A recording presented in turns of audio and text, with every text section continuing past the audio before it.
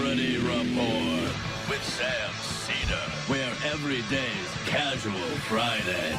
That means Monday is Casual Monday, Tuesday, Casual Tuesday, Wednesday, Casual Hump Day, Thursday, Casual Thurs, that's what we call it, and Friday, Casual Shabbat. The Majority Report with Sam Seder.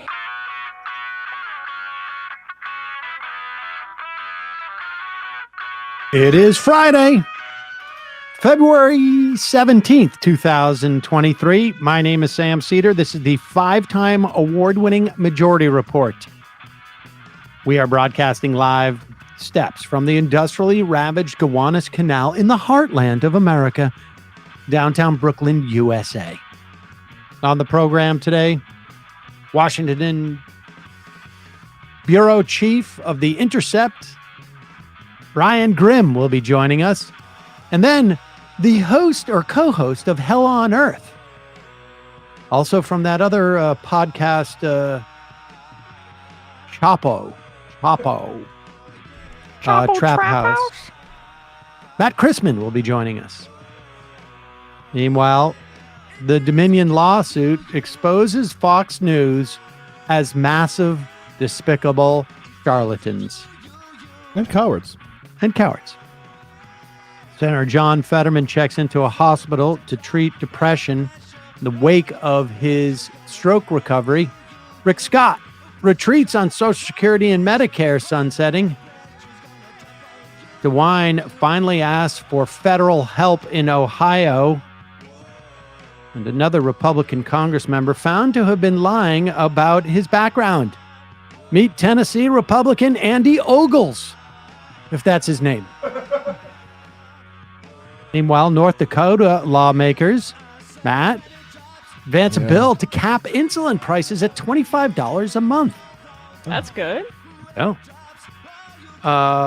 Also censoring library books, but that's good. Say again? They're also passed a bill to censor library books, but that's good about the insulin. Okay. Trump still would lead over DeSantis in a more or less meaningless poll, but perhaps predictive poll. Tesla to recall nearly 400,000 cars with full self-driving systems. Idaho lawmakers introduce a bill to criminalize those who administer COVID vaccines. Pennsylvania Governor Shapiro seeks to abolish the death penalty in Pennsylvania. All this and more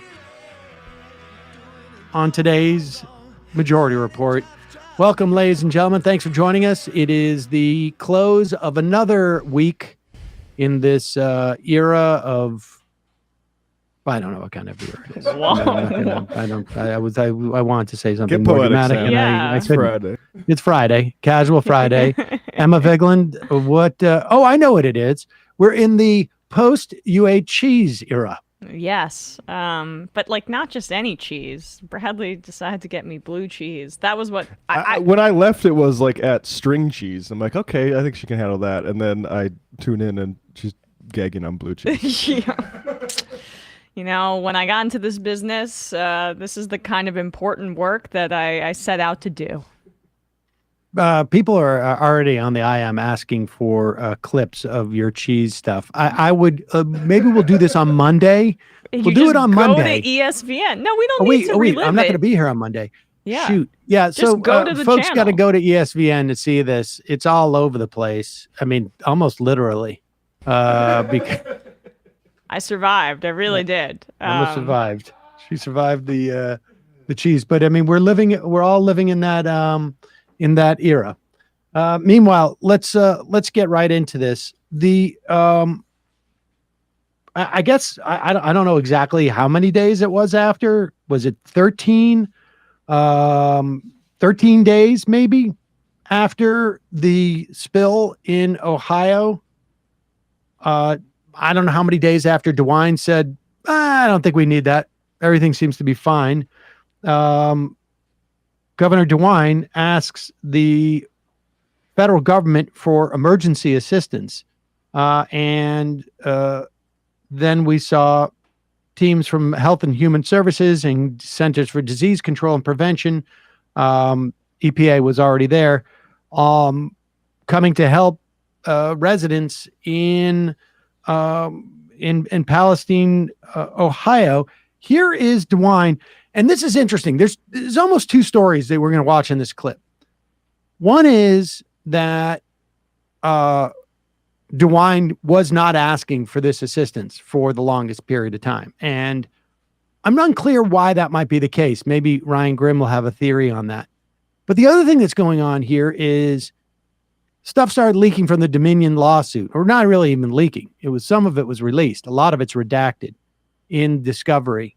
And I think there are people at Fox News who are feeling a little uncomfortable today and maybe maybe spending a little more time on trying to be a little bit truthful today, just as some type of penance. But here is Fox and Friends. On the water is good, the air is good, but we understand people have concerns. Well, Governor, why, if the air is good and the water is good, why are residents saying, here's some of the quotes, I don't see birds in my property anymore. The rivers have dead fish in them and worms. My throat has been burning, a horrible cough, sneezing, congestion, eyes burning. I mean, clearly they're experiencing this. So if the air is clean and the water is clean, how do you explain that? Look, this is why we're going to bring in the best experts in the country. What are you waiting for? It's already been 2 weeks. It's already been 2 weeks. We already had our director of health, Dr. Vanderhoff, who has been in the community talking with people. We've told people, you need to go to see your individual doctor. But we also know there are people who may not have an individual doctor. We know there are people who may not have insurance. Mm-hmm. And that's why setting up this clinic to assure people and to talk to people one-on-one, have them come in and do an assessment. Right. And again, the docs who will be there will have direct access to the best people in the country who understand toxicity. Okay, which we do not. So we have to rely on the experts. But Governor... why not do your own research? The amazing thing about this too is that what is interesting about this is that there is at least some acknowledgement from someone on the right that DeWine was standing in the way of federal involvement in this. Yeah. And, I think overall there is clearly, I wouldn't call it a full-on cover-up, but there's clearly an effort from the beginning to minimize all of this. And that's, I think there may be some people who are being too expansive in terms of the dangers here. It's enough to say that 5,000 people have been poisoned in some fashion. That's a pretty big deal. Yeah, I think being precautious is maybe called for in a situation like this. Well, and also their whole ideology or their attempts to downplay this and let Norfolk Southern kind of handle it from here and do their own assessment. They canceled last minute on East Palestine residents who had organized this town hall, just essentially trying to get answers. And they said, we were fearful of the growing amount of physical threats on Norfolk Southern employees because of, the toxic climate, because they're the true victims here, right? The lack Talk about toxic climate. Exactly. But the lack of adequate response, I think, it's creating pressure on DeWine, as it should, because Norfolk Southern just wants this to go away, obviously. They were slow in talking about how many tankers carried this stuff. Mm-hmm. It was when DeWine was giving a press conference that they arrested the guy doing a national news segment on it. And this is from top to bottom. There's been an attempt to keep this essentially quiet, if you will. Here is J.D. Vance, who we first saw talking about this 10 days after the fact, when he released a statement that in some way pretended like the federal government could come in and FEMA could come in without a request from the governor, never mentions the governor's name. Here he is talking to reporters on Wednesday, finally getting engaged in this. This is, his version of Ted Cruz going to, Cancun. And did Sherrod Brown say, he called on the governor now yesterday? Sherrod Brown yesterday? released the official call on the governor to, So that's some pressure on this jabroni too. Here's J.D. Vance. Would you like the EPA administrator to drink the tap water? It reminds me of that scene in Erin Brockovich where she puts the water in front of them and says, if you think it's clean, we brought this water from, the community that was affected. Look, I think that if the EPA administrator wants to stand here and tell people that the tap water is safe, by all means, they should be willing to drink it.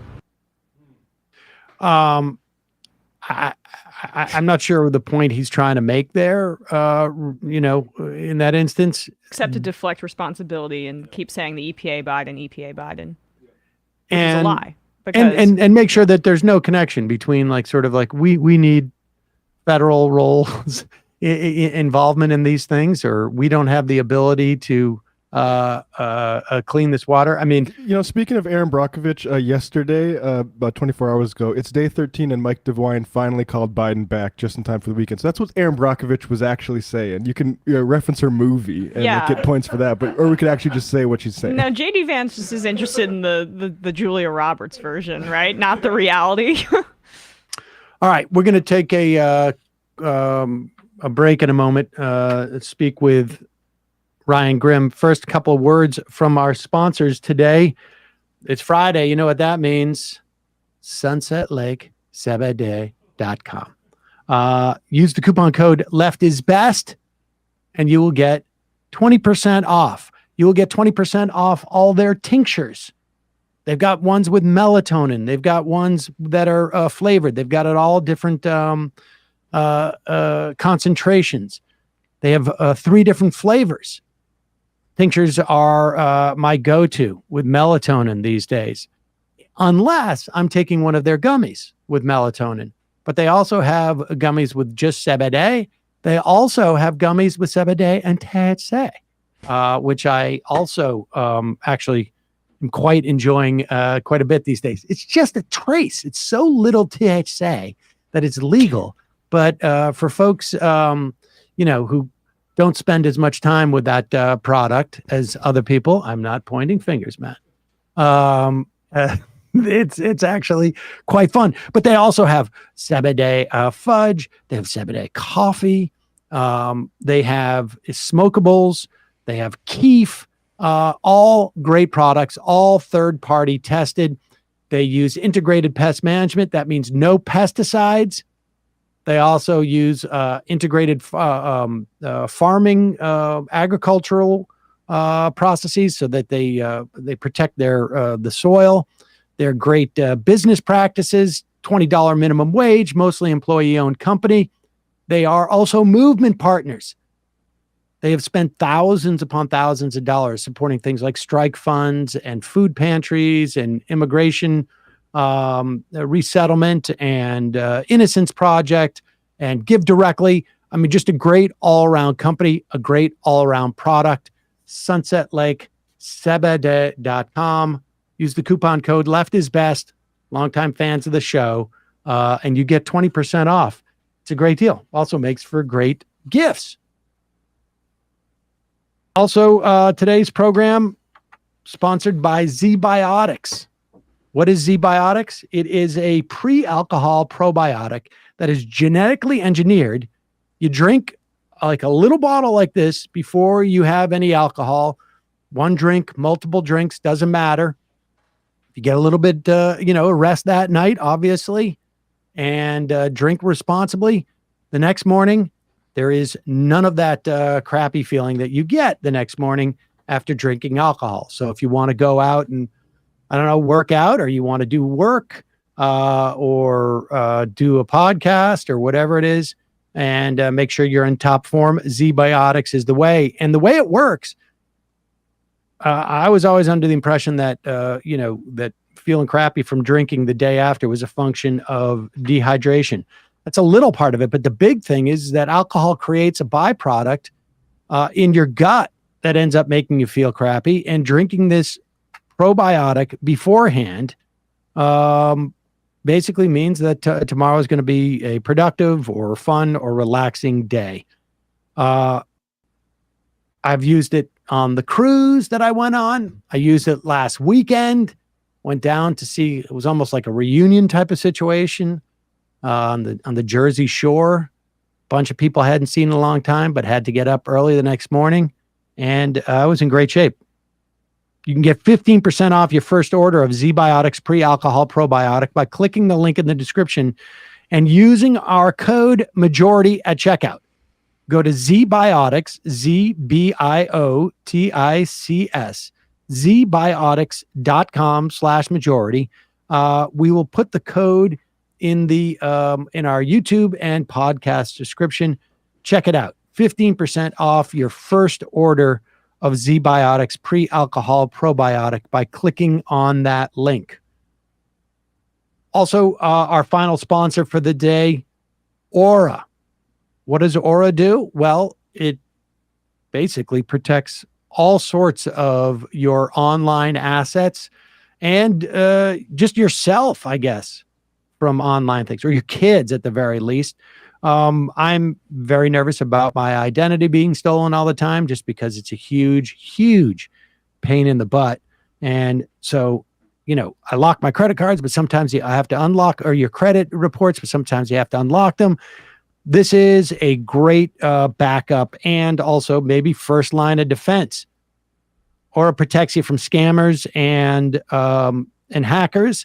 They scan the dark web, and not the intellectual dark web, but they scan the actual dark web to see if your passwords or emails have been compromised, or your social security number for that matter.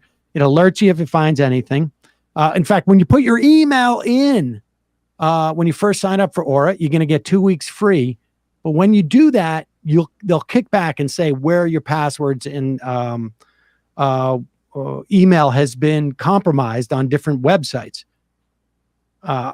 Also, they send automatic takedown notices to those websites that post all of your public information. That means less robocalls, less junk mail, and also maintains operational security, as it were. They give you real-time alerts on suspicious credit inquiries, so no one's going to go out and take a fake loan in your name or open up a credit card in your name and go out and spend all your money. They have a VPN that allows you to stay anonymous online, keeps your browsing history and personal information safe and encrypted. They protect your devices from viruses and malware and spyware, all that junk. And they let you manage what your kids do on their devices. So you can make sure they do focus time instead of like YouTube. You can set screen time limits. You can restrict specific apps, et cetera, et cetera. They have a password manager that allows you to store and access your online passwords. And the bottom line is, you may have an app that does one of these things. Well, you don't need to go out and get 7, because you can let Aura do the hard work of keeping you safe online with all those features. And if you sign up right now, Aura will give you 2-week free trial with my link. When you put your email and password, your email in there, you're going to be shocked to find out how much of your information is exposed online. Go to aura.com/majority. That's AURA.com/majority. Start your free trial.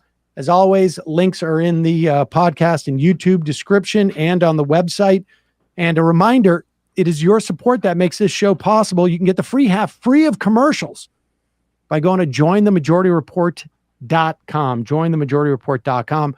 And as always, justcoffee.coop, fair trade coffee, tea, or chocolate. Use the coupon code Majority, you get 10% off. We're going to take a quick break. When we come back, we'll be talking to Ryan Grimm.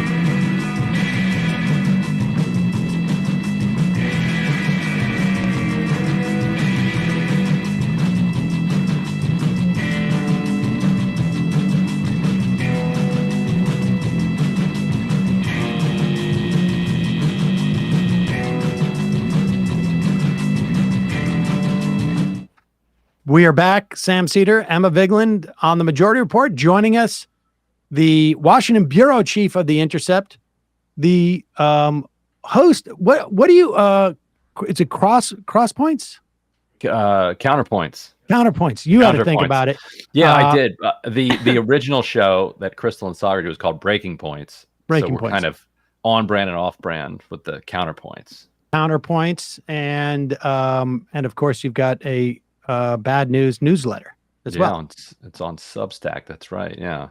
And my podcast. Got to listen to the podcast. Deconstructed. Oh, Deconstructed. Very busy man, Ryan. Yeah, we're gonna have a villages themed podcast tomorrow. That'll be out. Well, that piece was insane. Maybe we'll get into that. Coming after a big piece. Folks should check that out. That's a great sort of like long weekend read, the insanity going on down there. But we've got a lot of insanity going on up a little bit more north of Florida, Ryan. Let's go through. There's a couple things I want to talk about. Let's start first with, I think the one of the biggest stories of the week has been this train derailment, which is actually the train derailment itself, 14 days old at this point. I think it was Friday. I think it was 2 weeks ago today, maybe, that the derailment happened. And just yesterday, DeWine calls in the federal government. What's fascinating about this story to me is that there's like 4 or 5 different stories that come off of this, particularly in the wake of I guess the broader knowledge that people had about the way these freight companies were operating because of the near strike that took place last fall. What's your sense of the way this is going? For a long time, the press wasn't covering it at all. And now you're starting to see politicians complaining that the press is focusing too much on it, which I think is actually kind of the power of the independent media. I think that we underestimate the reach of the mainstream media and the lack of reach of independent media. I think both left and right independent media were covering this pretty relentlessly from the beginning, and as a result, it penetrated the public consciousness, and so it did so largely without the mainstream media covering it with much significance in the early stages. So I think it's actually a window into the way that people are getting news now, because it's filtering to politicians that like, oh wait, people are really angry about this and are really following this pretty closely, and they're not following it very closely because CNN or Fox News was on it, and the mainstream media, I think, shied away from it because it's not partisan, and there's no easy way to use it as a club to beat your partisan enemies with, there's no kind of solution sitting on the table that you can say like, we're for this and they're against this or whatever, because it's just so fundamental to the kind of structure of the economy and of our politics that to actually address it would require kind of a radical analysis of what went wrong. And not Fox, CNN, MSNBC, none of them want to do that. They just want to play kind of partisan games. Oh, sorry. Yeah, Ryan, you got the balloon. The balloon. No, you're right. The balloon is much more interesting. At the same time, yes, right? And honestly, that's what dominated coverage at that point. Yes. And I think that contrast between what independent media was focused on versus what cable news in particular was focused on, that was one of the more stark examples that I've seen in a long period of time. But isn't it also too like the lack of local media coverage, like that would, they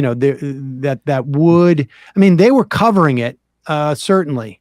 But it seemed, to some extent from a distance, and it was images. And I guess maybe that's why independent media was able to pick it up in the way that it did. But it also feels to me like I'm unclear, like that it has been covered on the right. And I'm unclear like what their angle has been. I mean, because for when we first saw it, I think I remember I was headlining it on 2 weeks ago today, I think, because we had spent a lot of time engaging in the near strike and that particular dynamic of railway workers looking for some ability to take sick leave, which they couldn't because of a function of the freight companies' desire to have lean and mean transport, which also meant that they had longer trains, which meant that you had situations like this. And then the idea, I think Lever News did a great job in sort of like digging into the stuff about the brakes and whatnot. And I'm unclear like what the angle was for the right and when they were pushing this, other than I guess maybe it was a way for them to attack Buttigieg, which he deserved it. Frankly, it's and this brings up the other story is like, and this came up the other day. What is going on with the Department of Transportation? I mean, they just the other day, there was a new chief of staff inserted there, or someone who came over, I think it was from the FTC, as a way to maybe there's an awareness in the administration that there's a failure coming from them, following the airline stuff. What's happening with that? Yeah, that's Jen Howard, who you may know. She's known as kind of a very pugnacious and aggressive kind of reformer, and she was Lena Khan's chief of staff. That they moved her from FTC over to the Department of Transportation, and it was seen as a sign of like, all right, she's going to come over there and crack some knuckles. Like that's not somebody you send in there if you're trying to play nice with industry. People can go read the Politico profile of her, which is supposed to read like a hit piece, but you come away from it, you're like, this person sounds great. Like, this is the type of regulator we need in dealing with these industries, not the kind of person who is going to leave the FTC and then immediately go work for a big law firm that represents big tech, or he's going to leave the Department of Transportation and go work as a lobbyist for the railroads or the airlines, which is the kind of traditional career path, and is the reason that she has so many enemies kind of inside. But you're right that Buttigieg makes it too easy for the right, because the right doesn't have a second move. Like, they're correct in saying Pete Buttigieg has some responsibility here. Pete Buttigieg is failing in his job. Where they would have problems if Pete Buttigieg came back and said, okay, cool. So then let's make these rules tougher. Let's start fining the railroads. Let's write harder rules and actually enforce them. Let's give our enforcement mechanisms some teeth. You're right. We're falling down at the job. Let's do a better job. And you'd have the right being like, whoa, not like that. Well, because they don't have a solution to that dynamic. We should say also, happens across the board with a bunch of issues. There is no second step to this.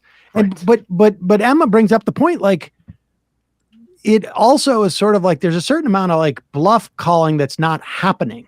And and that's a little bit problematic. Right, because they know he is probably going to call the bluff. Like, Buttigieg is not going to say, okay, yeah, let's do some tough enforcement on these bosses, which I frankly don't understand from a political perspective. I understand that he's a McKinsey guy, that where his allegiances are, that he wants to run for president and he wants to be in good with the people that could fund a presidential campaign.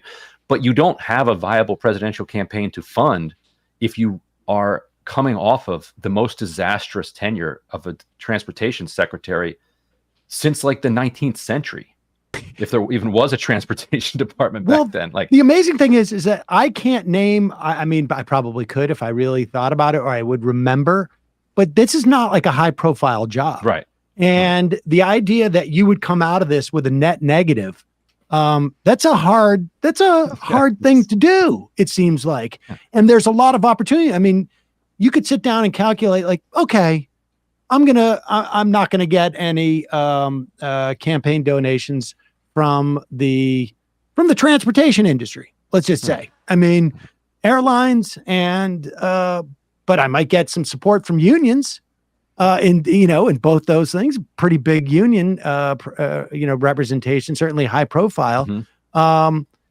It does seem like both a problem with because we were speculating the other day that wonder if like a place like Northwick, their whole streamlining efficiency program is probably advised by someone like a McKinsey consultant, if not a McKinsey consultant.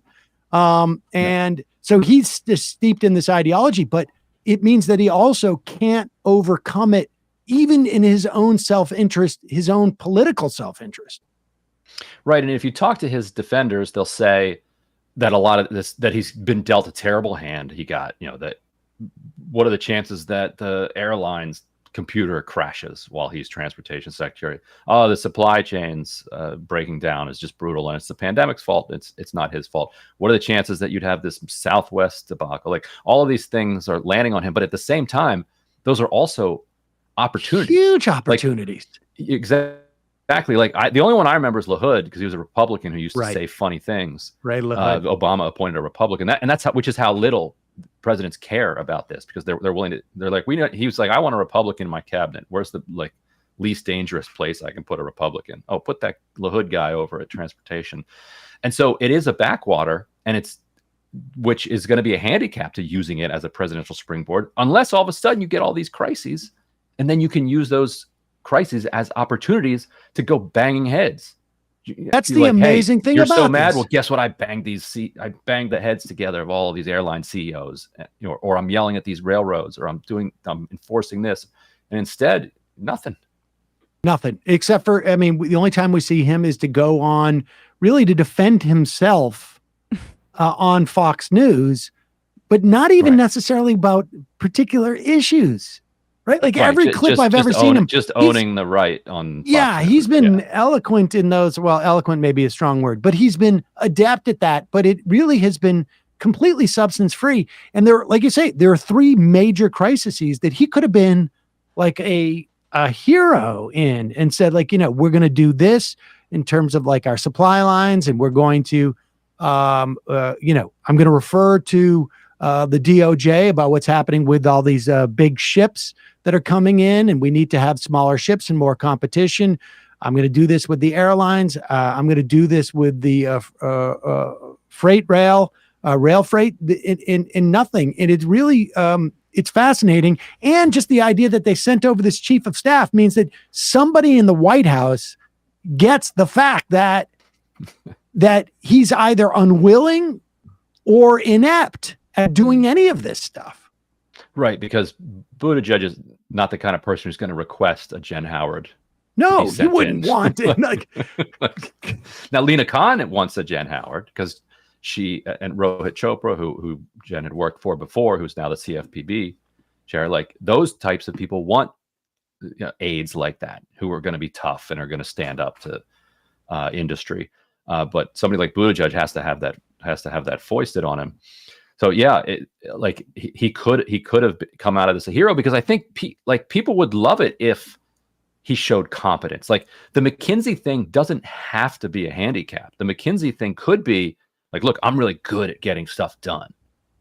And so you might not like that I'm a kind of Poindexter like consultant type, but look at the way that I put those skills to work in solving the supply chain crisis, in solving this airline debacle.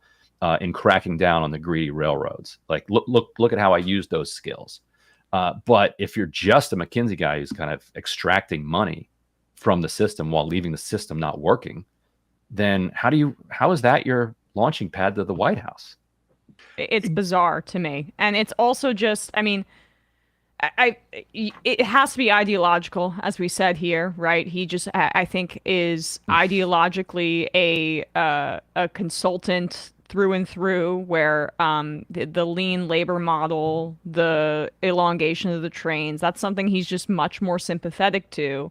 And what's shocking is that he's not, and I think it's hurting Biden to a degree. Maybe it might in the end, because the response hasn't been as forceful as I think would be good politically. He's not even saying, let's reinstate that Obama era braking rule that the Lever had been done such a great job reporting on. Like, that's not even going to hurt their pocketbooks at all, really, based on the Lever's reporting. And that would be a moment where you could actually act, right? And look like you're doing something while still maintaining your commitment to that ideology. And that's what's just he's also bad at politics is really the lesson I'm learning from this. His nickname as mayor was Pothole Pete. Like he didn't do the basic things as mayor that, you know, a mayor is expected to do, which is, you know, number one, fix the potholes. Because that's the number one thing that people get upset at a mayor for. Wait, to be clear, his nickname was Pothole Pete because he didn't fill the potholes. Right. Because he Okay. did, I mean, Pothole Pete, you know, like Yeah. a sewer socialist, right? You know, that would be good if he was out there, you know, actually filling potholes. the potholes. Yes. Yes.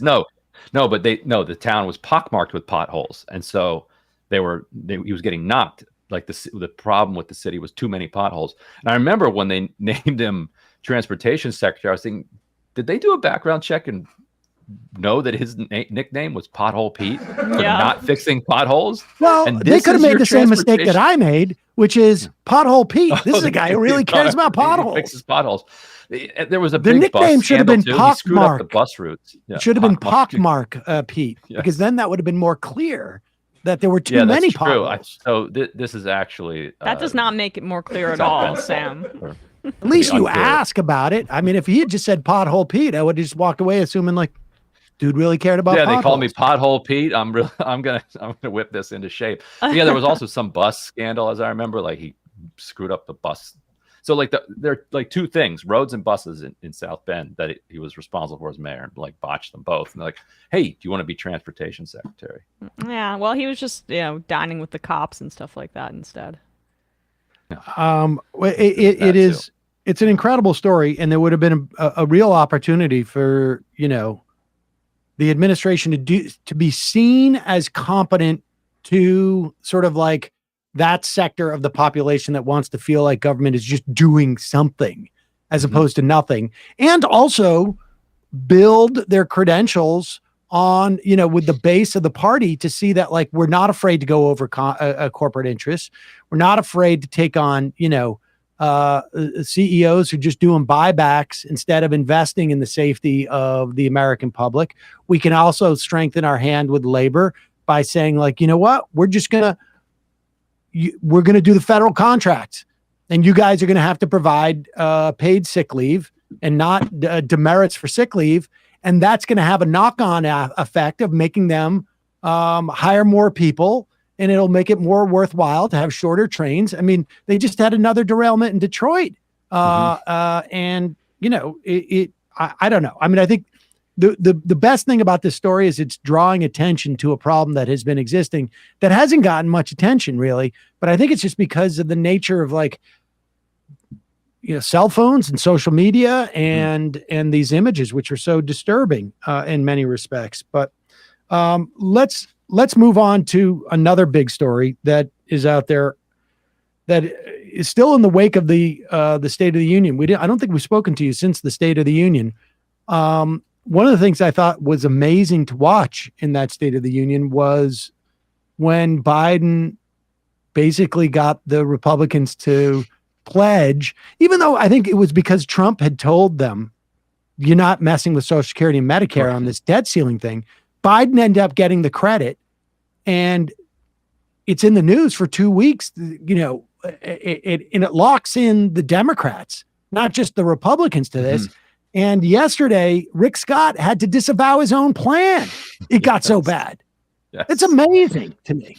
Truly remarkable, because you've got all of these political scientists who like to do their like weird kind of political science analysis to show you that speeches actually don't matter, which maybe they're right. You know, maybe there's something to that. Like, they don't move public opinion. They don't do anything when it comes to legislation, etc. This is the first time that you can see a speech like matter in the negotiations. Yep. Like changing the status and the course of the negotiations. Like, now what debt ceiling fight are they going to have? Like, they're not slashing the Pentagon. Like, is that the fight they want to have? Okay, fine. The Republicans in the Senate came out the other day, at least it was reported, that they're not going for that.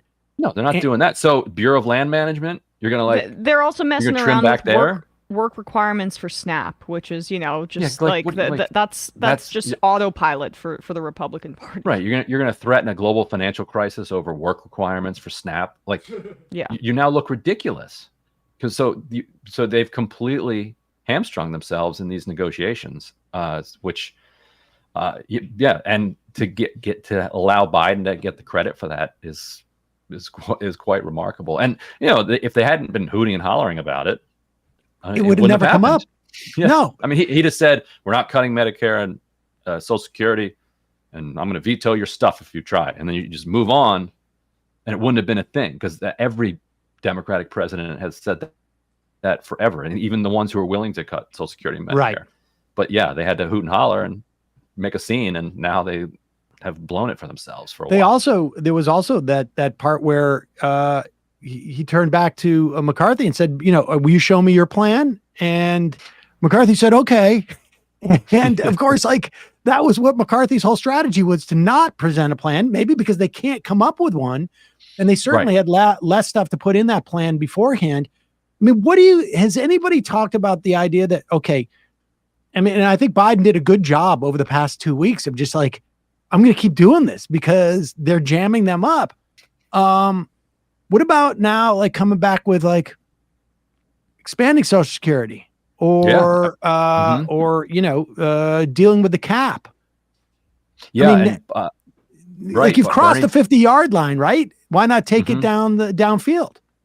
What they're definitely realizing is that this is a great wedge issue on the Republican side, because as they have expanded the share of the working class vote, they're at about 50% now of the working class votes Republican. They're all old, like, their electorate is super old, and so as a result, there is very strong support for protecting Social Security, and not protecting it in the way that Republicans of like Paul Ryan talk about protecting and strengthening it, by which they mean making it smaller, right? Cutting it. So you can say, hey, if we give $5 a month to everybody, then it's the strongest program ever, because that'll never go bankrupt. So, and the Republican base now is like, no.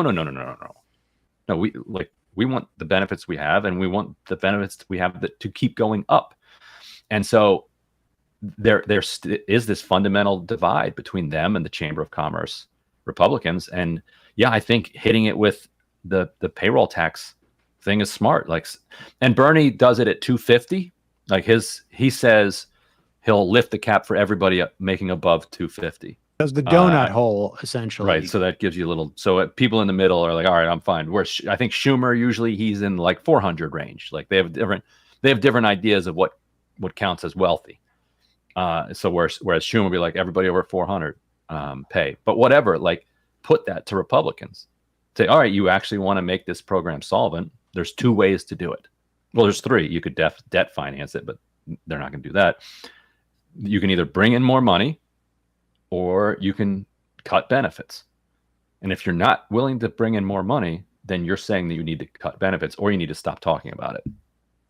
The other interesting thing is that it also creates a wedge issue. Like, it is in some ways, the social insurance policy as a political matter is functioning as a political insurance policy, because DeSantis has been really sort of like oddly quiet about this, because I think he doesn't want to be seen as like sort of following Trump's lead, and he needs the Republican establishment, and he doesn't want to sort of like, that's the Holy Grail. I mean, that's literally been their 90-year.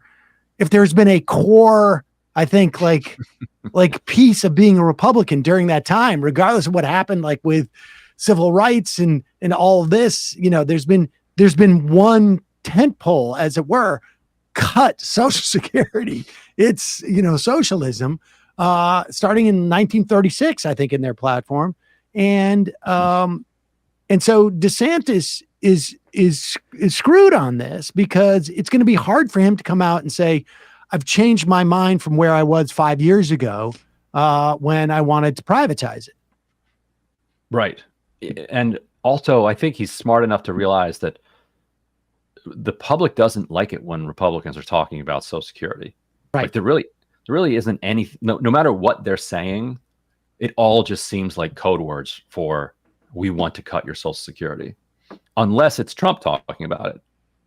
And when people hear Trump talk about it, where he's like, I'm not cutting Social Security like these other idiot Republicans want to do, people are like, cool. That's where I am too.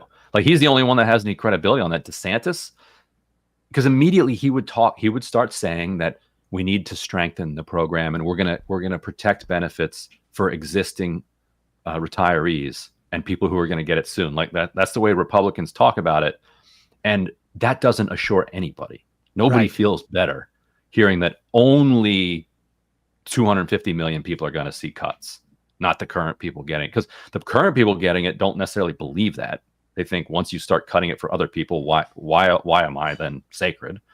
And then everybody else is like, wait a minute, don't cut it.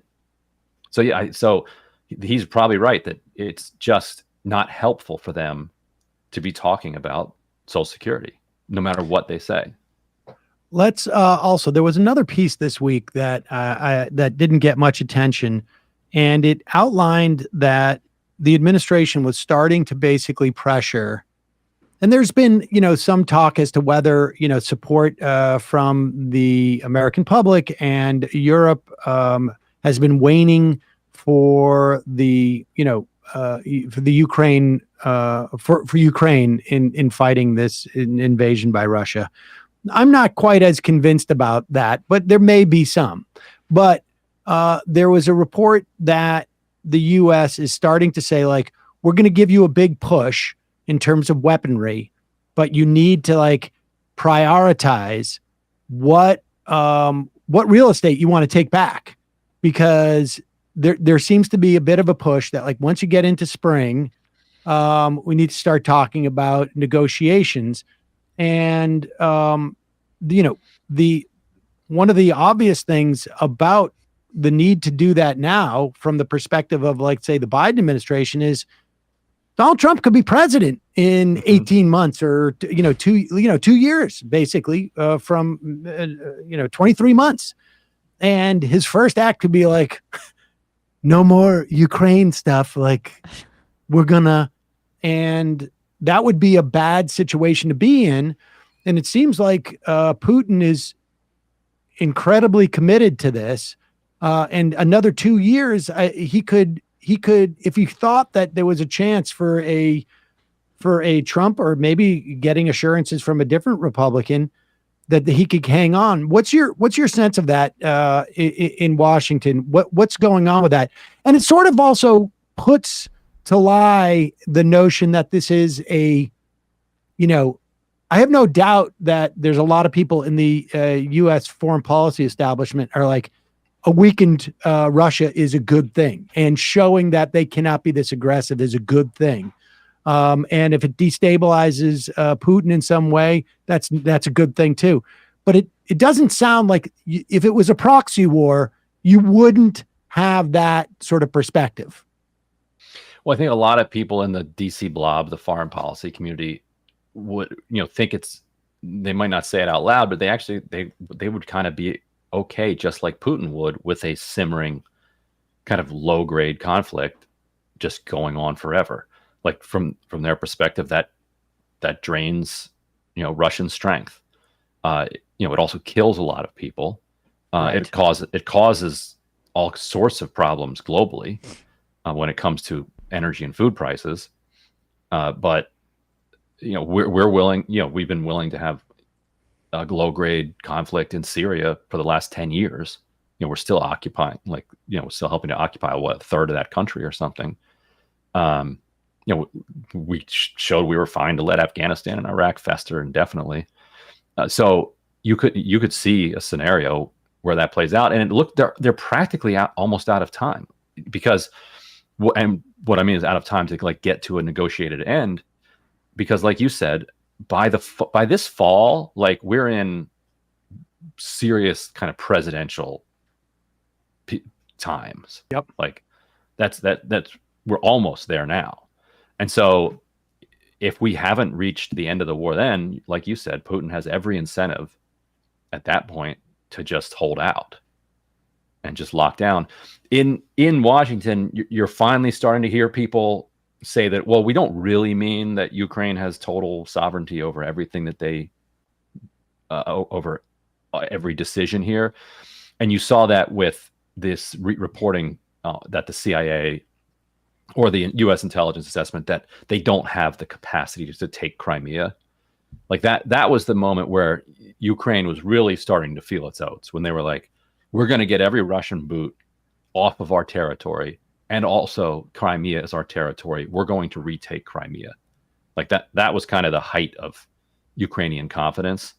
And for the most part, you heard kind of nothing from American policymakers on that. Not yes, you're right, but not no, we're not going to do that. But behind the scenes, they're all like, no, like we don't, like we didn't in 2014 want to fund a war to kind of retake Crimea, and we're not going to, we can't do that now. And also, we don't necessarily have the capacity to do it.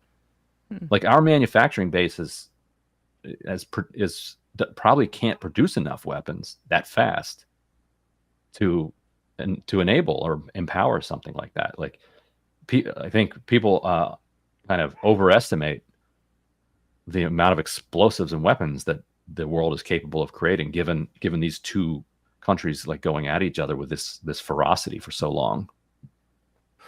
Well, I guess it remains to be seen, but it is. I mean, hopefully there'll be, some type of cessation. I mean, is there any sense of like what folks in Ukraine want in terms of this? Like, how much? How what is the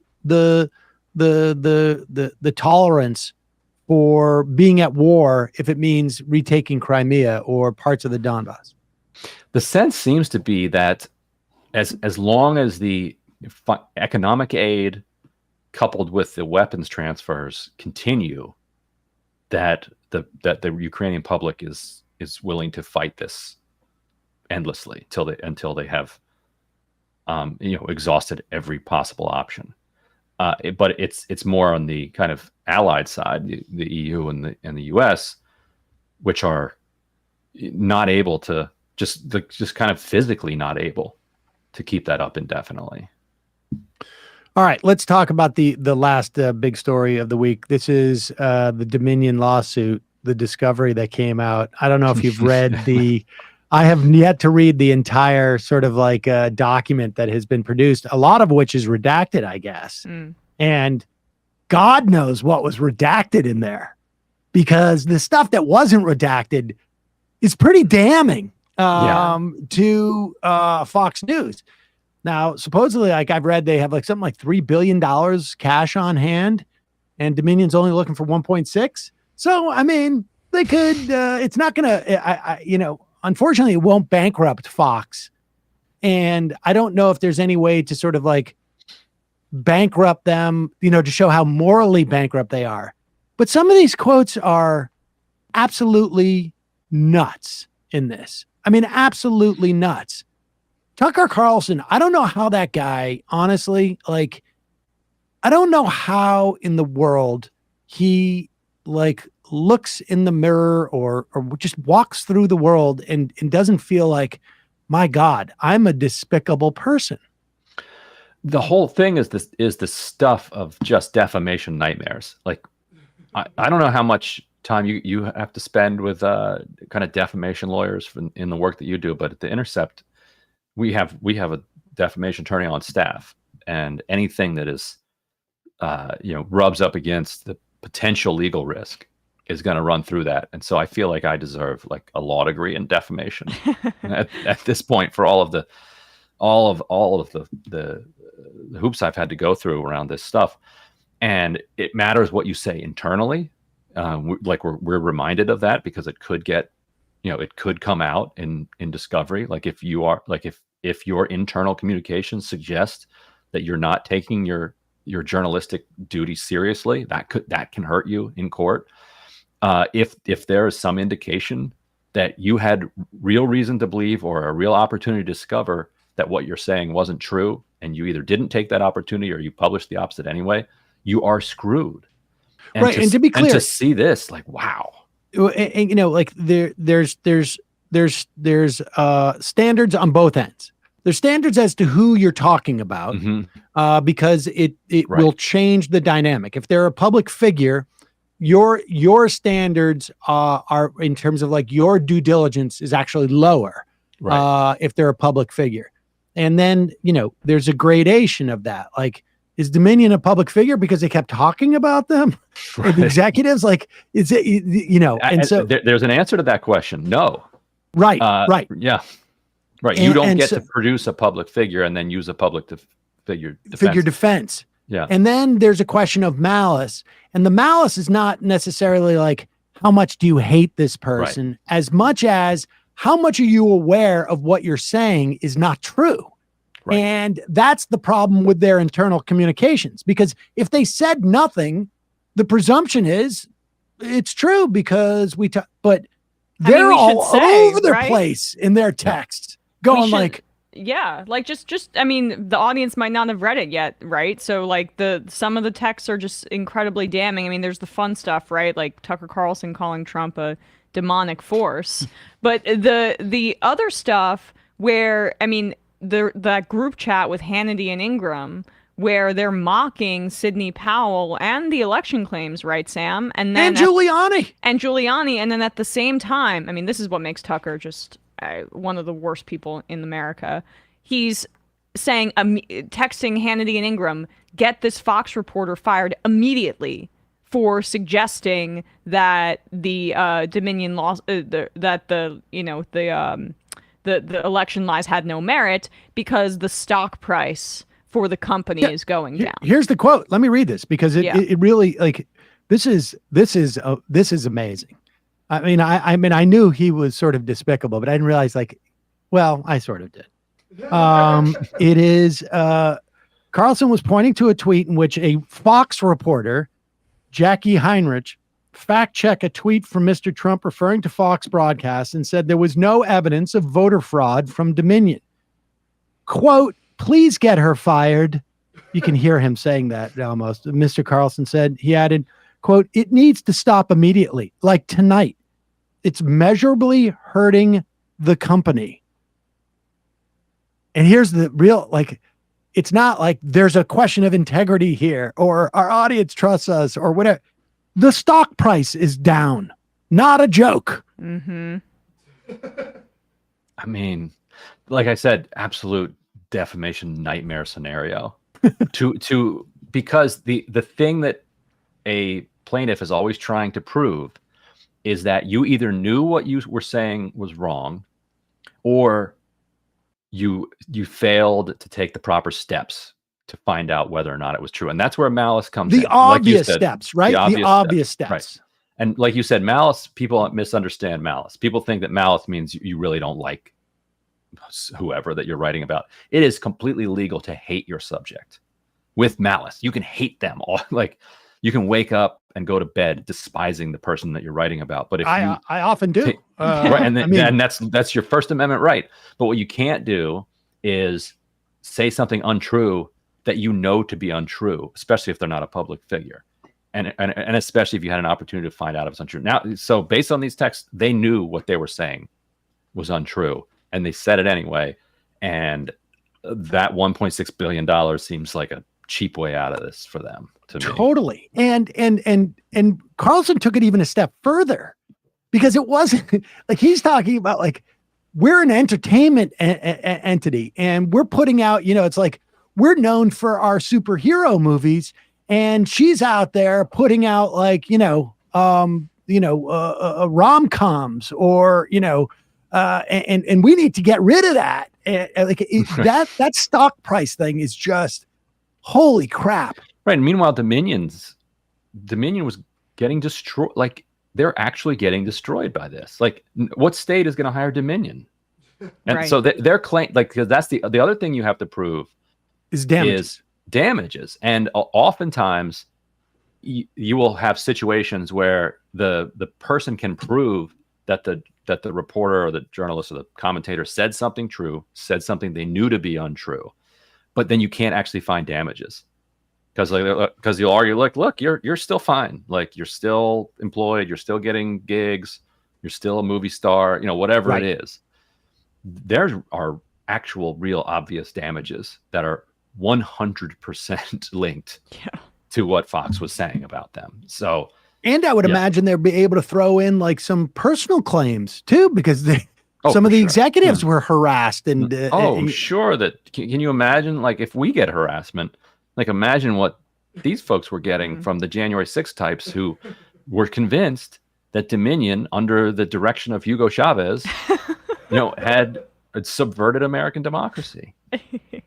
Hugo Chavez part is my favorite. Yeah, his ghost in the machine. I wonder if this will have. I mean, they'll pay out the money at one point. I mean, maybe they'll settle, or maybe they won't. I don't know. I wonder if even Dominion at this point would be like, we're not settling.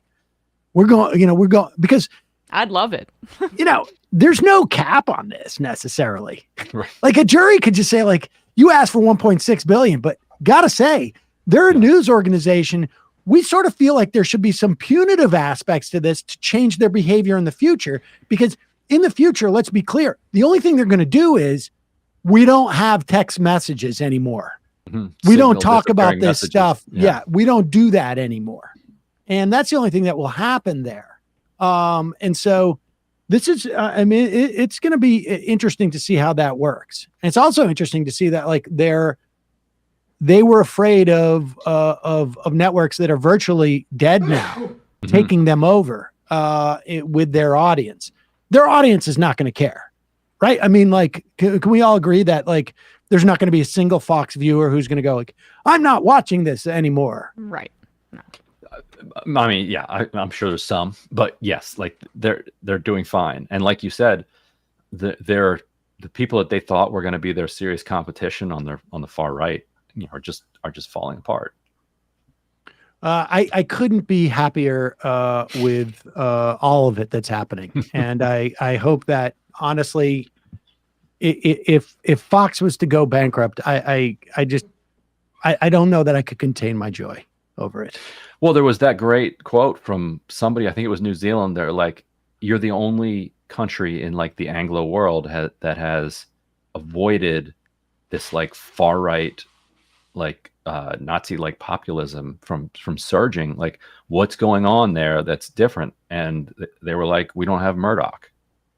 Like, the link between our political realignment and a Murdoch funded news operation is like 1-to-1. Yep. Elon Musk's buddy, chilling in that suite at the Super Bowl. There you go. But he's nonpartisan. Yeah. Ryan doesn't Grimm, trust the news. Yeah. Ryan Grimm, I understand you got a big story coming out. We will keep our eyes open for that. Yes. Appreciate your coming on today, folks. We'll link to your story of that. I didn't even know that place existed, to be honest with you. The Village. I had no idea. Oh man, I guess it's more of a Pennsylvania, Ohio, Wisconsin kind of retiree destination than New York City. I was saying to Matt and Bradley before the show, it's honestly ripe for, like, a reality show. That insular community thing, that's perfect. Let's get Danny McBride on that. Yeah. Real retirees of the villages. Yes. I need to pitch that. I would. Ryan Grimm, always a pleasure. Thanks, man. See you later. All right, folks, we're going to take a quick break. And when we come back, Matt Christman, we'll get Matt's take on some of that Fox stuff too, but he's going to tell us about his new podcast that he's got. Whoa. Hell on Earth.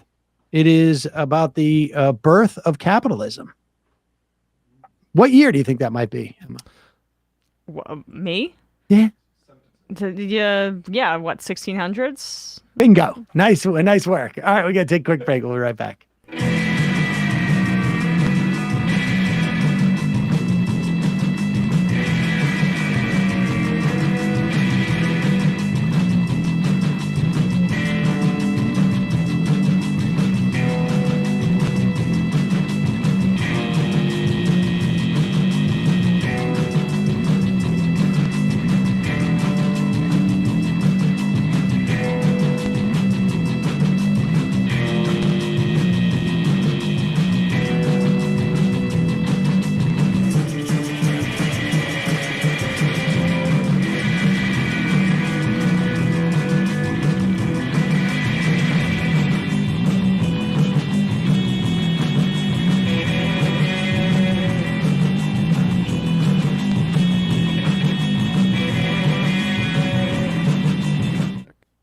We are back. Sam Seder, Emma Vigeland on the Majority Report. Welcome. Real pleasure to welcome back to the program. It's been a while. He is one of the hosts of Chapo Trap House, also one of the hosts of Hell of Presidents. It's a little play on Hall of Presidents. Yeah, I picked that up myself. And then now co-host with Chris Wade of Hell on Earth. Matt Christman, welcome back to the program. Thank you for having me. Hell on Earth. This is you're going deep into history to find essentially the birth of capitalism. Yeah, that's the idea. We're talking about the crisis of the 17th century in Europe, specifically how that manifests with the 30 Years' War and then the English Revolution, and how those struggles gave birth to this system that is able to take over the world after that. Give us just a little bit of detail on the 30-Year War, and then I want to really get into sort of like that meld between, or I should say that transition from feudalism into capitalism. So the 30 Years' War was 30 years long, precisely. It's not like the 100 Years' War where it's like 110 years and they just kind of rounded down. This is last from 1618 to 1648, from the defenestration of Prague when they chucked some guys out of the window to the signing of the Peace of Westphalia. And it happens in the Holy Roman Empire, which is now Germany, basically. And it's this struggle over control of what the empire would be. And the big blocks are the Catholics, represented by the Habsburg family, which had wings in Spain and in Austria, against a coalition of Protestant princes in Germany, Protestant monarchies outside of Germany, like the Swedes, all bankrolled by France, who saw it in their interest to undermine Spain specifically, who they saw as their big rival for power in Europe. And, so are these lines, I mean, they're sectarian lines, but it really is at the end of the day about money, right? It's just that, like, this is our clan. Yeah. I mean, the language of conflict, in the popular culture of the time, the pamphlets, the books and wood carvings and stuff all use religious language and the language of Christ and Antichrist and apocalypse. But it is fundamentally a struggle for control of a economy in deep crisis, because in the 17th century, feudalism, which was already losing its ability to manage a economic system that had gotten much more complicated, much more commercialized in the last 100 so years, was put into even deeper crisis by a climactic disaster in the form of the Little Ice Age, a significant drop in global temperatures that helped, among other things, deeply reduce agricultural output in Europe in general. And that put every polity in Europe into this real economic crisis. And in Germany, that led to this struggle for power over this shrinking pie by these feudal overlords. And in their struggle with one another, they end up killing millions of people, destroying huge chunks of Germany, and in the process help give birth to a system that none of them could have conceived of consciously, but which was able to adjust to these changing conditions in a way that allowed for not only thriving, but eventual global domination. So if there hadn't been that sort of like a drop in temperatures that screwed up agriculture, would we still be living under feudalism? Like, what was it? But what was? I mean, it's fun to think about. Yeah. But what was it about feudalism that couldn't adjust to that change? I mean, was it just that, like, people are blaming the system for this sort of exogenous, and I'm not advocating feudalism. I just want to make that clear. But is that what was going on there? Well, a big part of the problem is that feudalism does not have any compulsions within it to improve agricultural production. It's a system of rent extraction. And as you see in the 30 Years' War, one of the big things that causes social crisis and conflict is when you have a thing like a drop in agricultural output, the only real response is to increase the demands of taxation and levies or conquer other territory to make up for the lack. There is no intensification process. There's nothing that makes agriculture more efficient and at creating surplus from a given amount of land. Capitalism, on the other hand, throughout every level of society, creates a network of compulsions to drive people towards maximizing output and adopting efficiency and technological innovation and intensification of agricultural production. And that's what allows Europe really to escape from this cycle of destruction that had characterized the medieval period and reached its sort of bloody apotheosis in the 30 Years' War. What was there? Were there competing? Was there any competition in terms of like how organic? Let me rephrase that.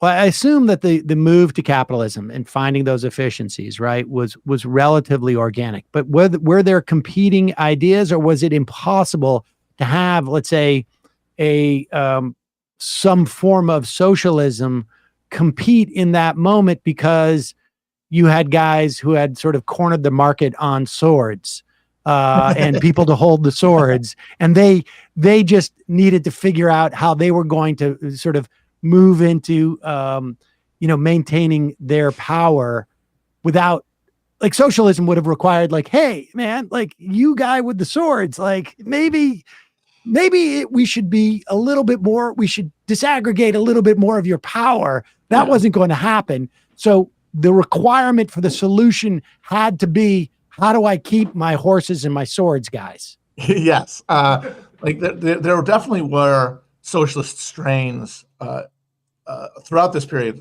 and a lot of them were unleashed by the Reformation, because Martin Luther's ideas really did do a lot to dispel the mystical association between the feudal order and like God's will. And a lot of peasants specifically got the idea, like, hey, if we don't need a priest to tell us, how much we have to pray to keep our uncle out of purgatory or whatever, then why do we need a lord determining how much, where we can, how much we have to work and how much of our labor he gets. And so almost immediately after the Reformation starts, you see this wave of peasant resistance that culminates in 1525 with a peasant war in Germany that sees tens of thousands of peasants take up arms against local authorities, secular and ecclesiastical. But they're eventually put down because the peasantry is not socially connected enough to take their resistance and make it effective. They are in pieces, sort of neutralized. And by the time of the 30 Years' War, the peasantry has been really depoliticized and demoralized. Like, there are peasant revolts at the beginning of the 30 Years' War, especially in places like Austria, but those also are put down. And so that, like, peasant strain of socialism is never able to assert itself. The only alternative to the feudal order that has power is the commercial revolution that's happening in the cities among the urban literate property owners who are taking advantage of this situation, these new capital flows and this new capital concentration that's occurring in urban areas to create revolutionary structures. And it's this conflict that unleashes them. Like, you see the Dutch revolution in finance that culminates in the creation of the Dutch East India Company, the first joint stock company in the world. That's all part of the context of the Dutch 80 Years' War, which started before the 30 Years' War and ended, and then the 30 Years' War began and kind of merged with the 80 Years' War, and they both ended at the same time, which was the Dutch rebellion against Spanish rule at that time. And it's in the context of trying to get revolt against the Catholic Spanish that they innovate and create these structures that then see them almost immediately overtaking their old imperial rulers and becoming this dominant economic force on the continent. And what was the value? Like, I mean, I think you know this, and it's not terribly different than it is today in some ways, but I'm reading my kid Game of Thrones, and I know it's probably not that, not appropriate at his age, but I skip the really nasty parts. But like, he asked me, he's like, I don't understand why, like, when I say like, the Starks have 100 swords, and they're trying to get some from River Run and this and that. And he's like, why are they fighting for these guys? Yeah. Like, why are they fighting for them? Good question, Saul. Well, it was a good question. I'm like, well, I think it's because there's not a lot of places to get food, and this is a job, but also they buy into some other ideas about honor and this and that, but a lot of it's food. I mean, is that basically it? By this point, absolutely. Like you have our what we've received in our culture of medieval warfare, like the chivalric concept, honor and all that, with the knights on horseback. By the 17th century, that's pretty much gone. And it's replaced by these mercenary armies that are created by essentially financial military speculators who take money that they borrow usually and use it to front the creation of an army by buying the weapons and materials, and then signing people who need the money, because at least on paper, being a soldier in this period is a better wage than you'd get as an agricultural or urban laborer. And then they would go out and fight for the side that captain was contracted for. And they would often switch sides. You see in the 30 Years' War, there'll be a battle. One side will win, but they've lost 5,000 casualties. And if they captured a bunch of the other side's troops, they'll make up for those casualties by just having them sign up to fight in their army. So it's mostly these mercenary forces of mobile young men from the countryside and the cities who are looking for, a reliable source of food, the hope of plunder and booty, because that was a big part of it. Because once you got in the field, it was hard to keep payments up. But if you took a town, you took a city, you kind of had the ability to take whatever you could. And that was a supplement to the wage and a real inducement to join the military. And how many of those mercenary types ended up kind of getting recruited to overseas colonial exploits?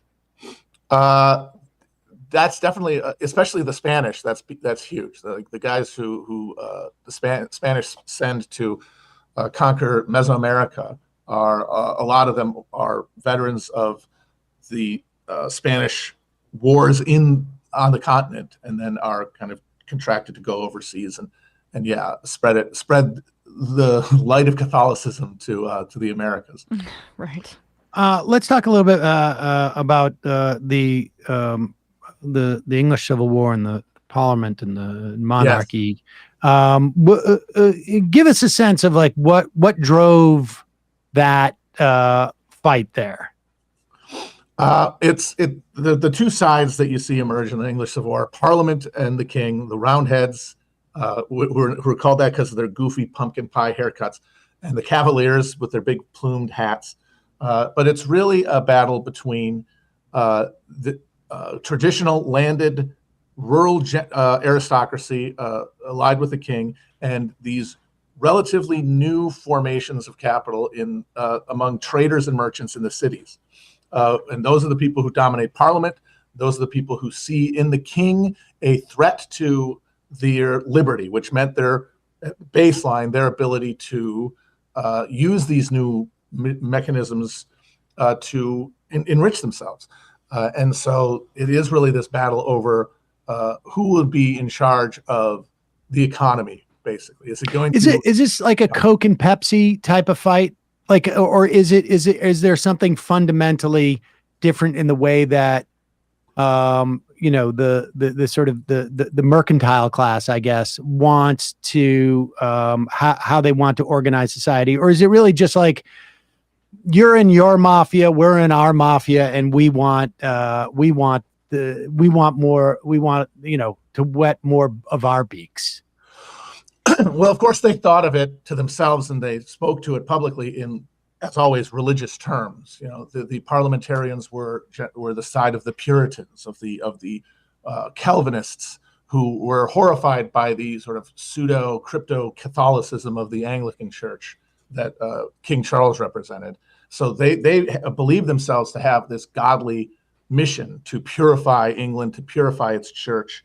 But that came with it a different understanding of government. They believed that Parliament should be supreme, that the parliamentary rule, the rule of people who had been elected by the landowners of England, because that's the only people who could vote at that point. It was still, the House of Commons was still the biggest representative institution in the early modern world, but it still only represented people with at least £2 worth of property.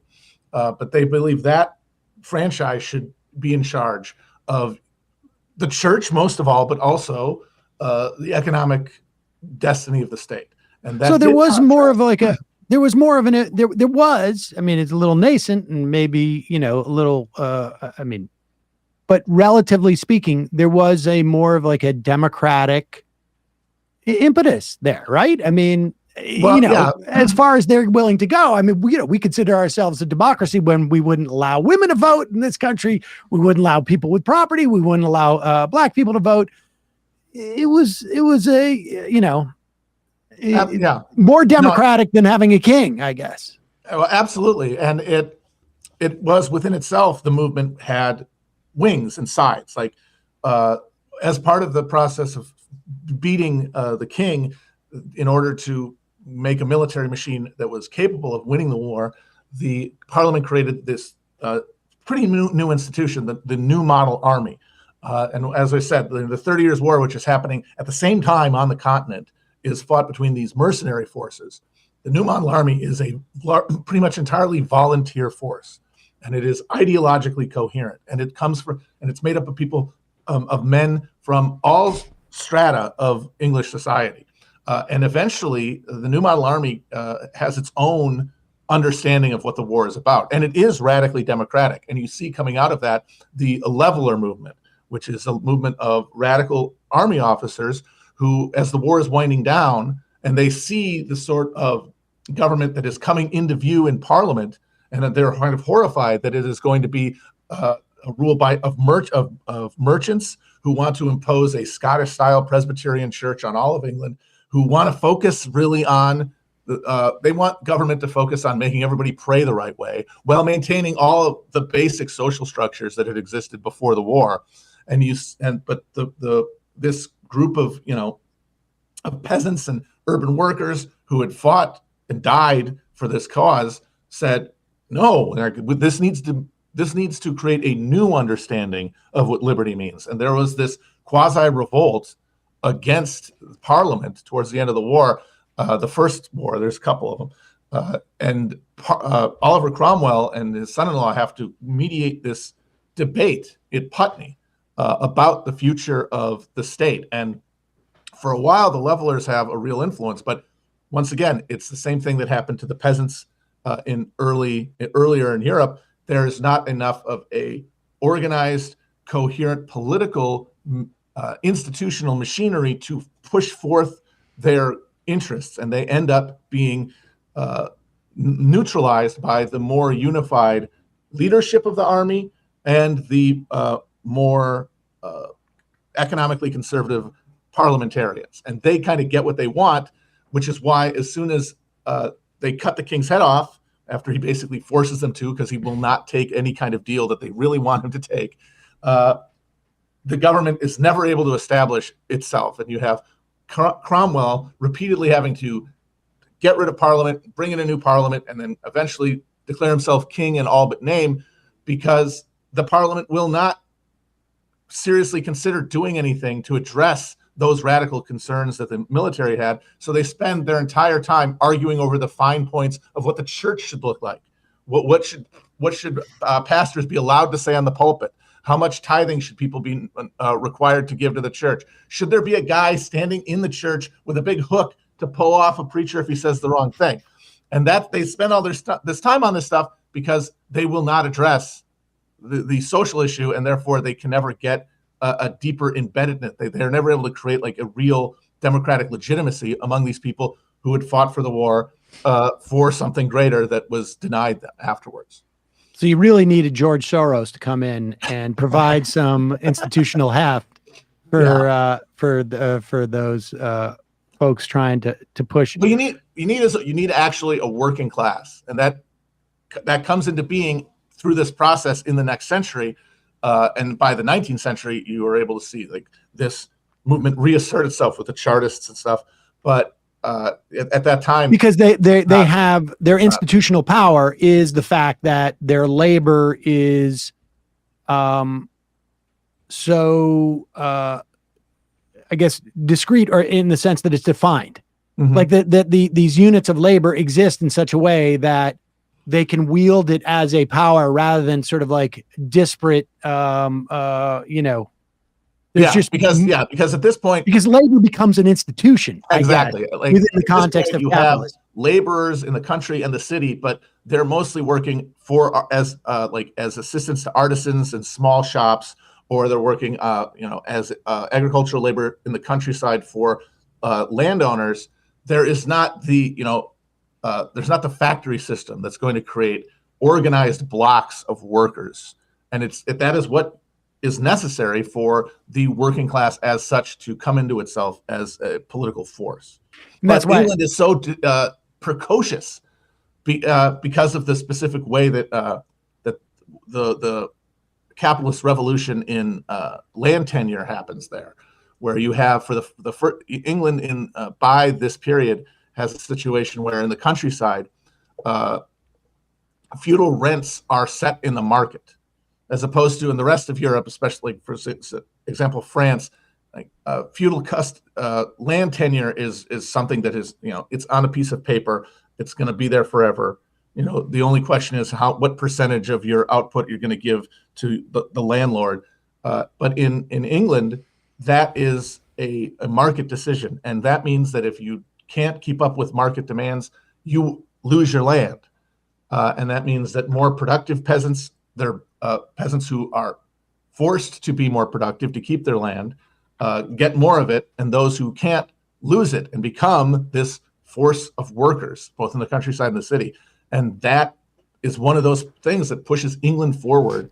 And even though it is a backwater in Europe, it's one of like the least economically valuable countries. It's like all it's got is wool, really, is able to create these institutions of governance that facilitate capitalism, while the institutions on the continent really still hinder it and try to push it apart. And it's only the eventual dominance of England that forces all the other countries of Europe to unleash these capitalist forces in order to compete with England. Why didn't socialism,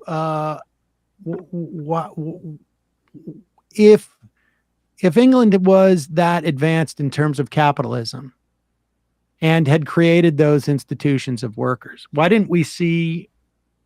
wasn't England necessarily where, we had the strongest and most sort of like earliest worker movement? Colonialism. The fact that specifically North America became this vent for the social ferment, the social conflict that let the air out of the tires, as exactly. it were. Like the existence of the colonies creates this vent for everybody at every level of society that is unable to adjust to this new system. And it's not just workers. In fact, it's mostly these middle-class Puritans at first who are unable to adjust to the reality of this new marketized life and flee across the ocean to try to purify life in the imagined tabula rasa of North America. But eventually the colonies become this constant stress and pressure reliever for social conflict in England. That's interesting. It's almost like the way charter schools operate. Yeah. We just send the problem kids to Australia and into America. Basically, yes. And then we overperform on some level because we don't. That's basically. Yeah. Well, yeah, because what saves capitalism from its own destruction, the destruction that Marx foresaw in the 19th century, is that the social contradictions of capitalism that did market for death in Europe. And like, I don't know how you see the early 20th century, which is really a second 30 Years' War from 1914 to 1945, as not like the apocalyptic destruction of European capitalism, if not for the existence of the United States, where that specific matrix of exploitable and expropriational land and black labor is able to neutralize a lot of the social contradictions of European capitalism and create a new social reality, a social matrix that is much more stable because it is able to vent off its own conflict through domination of an other, which doesn't really exist in Europe. Interesting. And so the next crisis of capitalism saved by colonies on Mars. That is why they think that way, because they understand that, like, without a colonial frontier, without a envisioned place to vent, there is no long-term future in this system. It has to destroy itself. Well, here we are. Where are we on that? Where are we on that timeline? I mean, one of the things that I found really interesting about doing the Hell on Earth show is just seeing how history rhymes at this, how this moment of history rhymes with that one. Like feudalism in terminal crisis, hit with an exogenous ecological shock, creating these specific confluence of crises, which are very recognizable today. One of the big ones is a epistemic crisis caused by the emergence of mass literacy and a new mind that emerges from people reading and understanding their world through literacy in a way that they had not before. And we're in the throes of a very similar mental crisis created by the new digital terrain, and because now, you know, what is reality has changed, because it is our understanding of reality is filtered through this new mediated world, the same way that theirs was. And so what does that bring about? I mean, and it's quite likely, it seems to me, that we are entering a period, I mean, I may not be around for it, but where there's going to be this big exogenous crisis in the form of climate change. Do you think that, and I get, it's hard to sense that, there's no, I guess, magic number or sort of like, things will start turning to a certain hue of color. But like those organic forces that exist, is the power dispersed enough on some level? We don't have that same situation where there's, a couple of guys with most of the horses and most of the swords, as it were. Right. Because we have a couple guys with the money, but it doesn't necessarily, it's not quite as efficient as swords and horses to get people to move. Do you think that dispersion will be there and that the ideas are there? I mean, because that's really the question, is like, what comes out of the ruins of these things? And I guess, my analogy is like late antiquity, because that's just happened to be what I had studied at one point when, Judaism becomes based on the Torah, because you don't really have many other options. You don't have access to the temple anymore, and you've been scattered around. So this is just what, this is the solution that comes out of that. I mean, like when you look at what exists today, what is the likelihood of what that next iteration of the way that we are organized becomes? I mean, is that the next podcast you're going to do? That's a very good question, and I honestly don't know. The thing that keeps me from like getting too fixated on trying to figure that out is the fact that looking back and and analyzing how this happened then, and recognizing how the system that is emerging to meet these challenges is happening underneath the conscious awareness of any of the participants. Like everybody who's doing this struggle thinks that they're defending a way of life. Meanwhile, every act they take is actually dooming it and building a new thing that they would never have thought of or tried to advance if they'd known about it. And I assume that is basically how it works, and that we right now are building structures to deal with crisis, to move through it, that we consciously cannot be even aware of, but that it is happening. Like I just found out from my sister, I'm visiting family, who's gotten deep into Ancestry.com. She's like clicking on all the leaves, and she was able to find a ninth great grandfather who was in Baden-Württemberg, which is like ground zero for the 30 Years War. During the 30 Years War, he was a military barber surgeon in the 30 Years War. Wow. From an area that had, during the course of the war, lost 58% of its population from migration, plague, the war, famine. And here I am, you know. Cuts into your barber business. I should become one.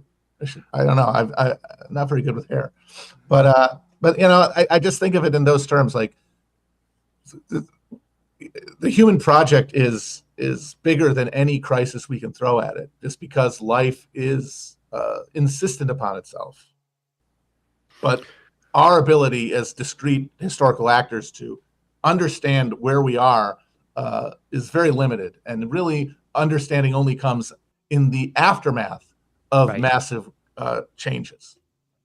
Well, all right. On that note, let's talk about the Fox News text. I mean, since we've bumped up against our limitations as a species in trying to assess any further, that's and people should just wait for the sequel, I guess, on the podcast, where you presumably will be able to go into depth as to where we're headed in that respect. I'm making that up. I don't want to put undue pressure on you for that, but it's fascinating, and the way that different systems grow out of the catastrophic failure of other, the systems that precede it, to me is fascinating, and gives people an opportunity to at least place some bets on where we're headed. You may not be around for the payoff, but worth doing. And it also, like, it to me, what those stories show is the value of doing stuff that seems presumably futile in the moment. But you're setting up stuff, and that works both on like sort of like that grander scale, but even like, in the context of more sort of like mundane and narrow and banal, like, hey, it's a good idea to be talking about, how you would structure a Medicare for all program, even though there's no chance that we can look at this in this moment and think that it's actually going to happen, because we can't predict when the opportunity rises. And if there's enough broad-based support, then maybe it happens. Yeah. I mean, you can't give up, because if you're waking up every day, you are having some sort of tacit agreement that, you're going to move through life and face its challenges. And you have to do that in good faith. And that means you can't concern yourself too much with, possibilities, because you are filling in those blanks, and you can't really know, but you can know, who the people in your life are, what the issues in your life are that matter to you, and you have no choice really but to engage them on their own terms. All right, so let's have a little like palate cleansing with these things. Fox News could be in big trouble. We were talking about this with Ryan Grimm. I mean, they have plenty of cash on hand, but there's no, and Dominion's only looking for $1.6 billion. But there's no, a jury could say theoretically, like, you know what, we actually think it should be double that. And then there would be a real problem. But let's put up some of these tweets. I want to get your reaction to this. I mean, I assume you know the basic outlines of the story, even though you've been living in a different century. This is a defamation lawsuit that Dominion Voting has filed. They have suffered a lot of like damages, presumably because they're too controversial to be hired anywhere because of all their supposed, according to Fox News or some of these outlets, that they've been sending, Hugo Chavez was controlling their servers from the dead and then sending it to a German closet. And shootout. That's my favorite one of them. Which one was it? The white hat. There's a white hat, black hat gunfight at a server farm in Germany. I remember when they said that happened. Oh, is there actually a gunfight in front of that? That was part of like right around the election. They were like, yeah, the white hat army guys have gone in and they've had a shootout with CIA mercs at a server farm in Germany to get the hard drives or whatever. I mean, this is just like spy fan fiction at this point. Why not? Have fun with it. And some of the stuff in Discovery has now been released. A lot of it's redacted for some reason, which is also I'm just fascinated by. Like what could be redacted? But some of these quotes from Tucker Carlson and the crew are really amazing. But put up what you got, Bradley, because I haven't seen those. But we read with Ryan Grimm the thing that Carlson was complaining about a Fox reporter who fact-checked Donald Trump on Dominion. And he said, you got to get her fired because the stock price of the company is going down. Yeah. Even though I'm also sort of fascinated by like, why does he give a shit?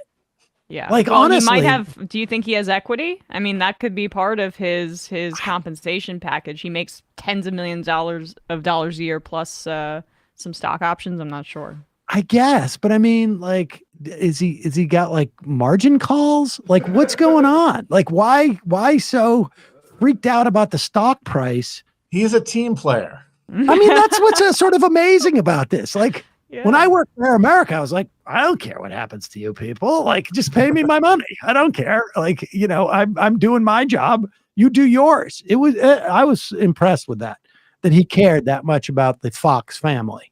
But let's put up a couple of these tweets.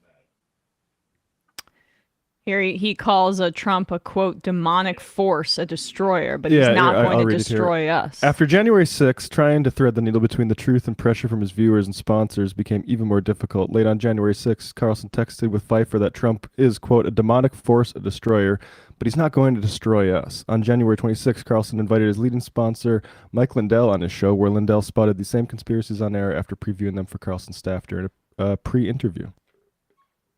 Put up another one. I mean, these are just so awesome. I mean, I don't see how they don't settle at this point. I'd be terrified. It's so clear that they knew that they were just putting garbage on there. Put up the next one, Brett. Yeah, Hannity told Carlson and Ingram on November 12th, in 1 week and one debate, they destroyed a brand that took 25 years to build and the damage is incalculable. It's vandalism. The hosts also discussed the possibility of competition to Fox emerging. Hannity told them serious money with serious distribution could be a real problem. In my humble opinion, they need to address. So they're concerned about competition there. Now, wait a second. To be clear, they're worried that they ruin the brand by saying that there was no fraud in the election. Is that what it is? I guess so. If they're worried about competitors, yeah. Like right. If they were worried about Newsmax in particular, which is hilarious. I mean, that's why you bring Lindell on. And that's why I don't think they'll settle, Sam. They have a paranoid fighter mentality where they're gonna just go be aggressive and blitz as opposed to settling right away, which is good for us. But wait, this reminds me of the fact of their relationship. It reminds me of their fundamental relationship to their viewer base and how they are always on the back foot, really, because the idea of Fox News that emerged in the Bush era as like this consent manufacturing device. And at one point, it might have done that. It might have like acculturated seniors to this worldview. But once it had done that, they lost their ability to shape it. Because in 2016, the initial Fox News editorial line was that Trump was a Democrat, a New York fancy boy, and we don't take him seriously. And they had to change that because the viewers were like, no, he rules. He's talking about immigration. He's saying the stuff that these other people won't. And then they had to say, what was that? No, we think he's great. And now they're stuck in this relationship with them. It is fascinating because, the most obvious analogy is that, Frankenstein is now running through the Frankenstein they created. He's got his own agenda now. Yeah. And part of it was the split between Fox. Fox came out of the right-wing talk radio world, but it became because it became TV, it got a little bit cleaved from that. Mm-hmm. And Trump is was completely a product of talk radio. Yeah, I mean, you listen to like Mark Levin and Ingram and them, and you would hear everything that Trump was echoing. The anti-immigrant stuff. You never heard talk radio really talk about Social Security that much. I mean, most of that stuff had to be like from Paul Ryan, who was invited on TV. I mean, when you're on TV, you needed a different level of like propriety, I guess, and that got them cleaved from their base. Pop up this next one. This guy Alex Pfeiffer is Tucker's assistant. And so just to give you some context about this one as a result of the first one we just looked at, Hannity and Tucker were talking about how Fox called Arizona much earlier for Biden than any other outlet. They were concerned about that affecting the brand. But in private, Tucker was saying that Powell and Giuliani and others are lying and like deranged, but they didn't want that to come across on air. So here he tells his producer Alex Pfeiffer that Sidney Powell is lying and calls her a fucking bitch. I mean, it felt like that came across on air too. Yeah. I don't know. To me, it did. Let's see what else. Yeah, you can keep going. You have to keep going. Oh yeah, sorry. You got one more? Yeah, keep going. Sorry, Matt. And so Hannity confirmed that every day he and his team do a very deep analysis of ratings to see audience reaction to certain stories or guests. The ratings are important. We look at the ratings every day. Hannity told Steve Doocy Fox had created major backlash with the audience after the 2020 election, stating, "You don't piss off the base." He likewise texted Carlson and Laura Ingraham, "The network is being rejected." Carlson responded, "I've heard from angry viewers every hour of the day all weekend, including at dinner tonight," to which Hannity replied, "Same. Never before has this ever happened." He's tucking into a sirloin and some guy's yelling at him from across the restaurant. It's like, imagine where the guy's eating, right? Yeah, he's like, I didn't expect this in Midtown, right? That's so fantastic. Is there any more? There's this Bartiromo stuff that's pretty wild. All right. I can read this. Enter Maria Bartiromo. On Sunday, November 8th, Bartiromo hosted Sidney Powell on Sunday Morning Futures, where Powell claimed that Dominion Software had an algorithm used as part of, quote, a massive coordinated effort to steal this election from Trump. Bartiromo told Powell, "I know that there were voting irregularities. Tell me about that." Bartiromo knew Powell would respond with conspiracy theories about Dominion. On November 7th, Bartiromo had interviewed Powell, and then we get a redacted section. I don't know how to interpret that. What was the evidence from these far-fetched claims that Powell sent to Bartiromo the day before the broadcast? An email entitled "Election Fraud Info" Powell had received from a source, which another author herself described as pretty wackadoodle. The email also received by Dobbs alleged Dominion was the one common thread in the voting. Is there more to that? Irregularities in a number of states. In addition to promoting lies about Dominion, the sender claimed that Justice Scalia, quote, was purposefully killed at the annual Bohemian Grove camp during a week-long human hunting expedition. Now, my understanding is he was killed at a ranch in Texas, so Bohemian Grove's in California. But interesting. And that Fox dude, you're pretending like there isn't an underground portal. Oh, sorry. Yeah. Okay, whatever. So they were doing like a human hunting of Scalia, which I guess the perks of being rich. I'm in favor of that. Was Dick Cheney there? And Rupert Murdoch Ailes and Murdoch secretly huddle most days to determine how best to portray Mr. Trump as badly as possible. The author continued, "Who am I? And how do I know all of this? I've had the strangest dream since I was a little girl. I was internally decapitated, and yet I live. The wind tells me I'm a ghost, but I don't believe it." So, all right, I have a couple of questions. What does it mean to be internally decapitated? Wait, did we lose? We did lose Matt. Yeah, Matt's internet might have dropped. I'll text him to see if we can get him back. Okay. What does it mean to be internally decapitated? I don't know, but I mean, there's some poetry in that, honestly. You're chicken it's without your something head. that only it's hard to describe, Sam, because you're not really a spiritual being, and so it's sort of like describing physics to a dog. Thank you. The wind does not talk to me. Exactly. Yeah. The wind has been completely giving me those of us who the wind does talk to. The we cold know not always shoulder, to trust the as wind. it were. You're not on that frequency. You understand, right? No, yeah, I'm not. I don't get any of that.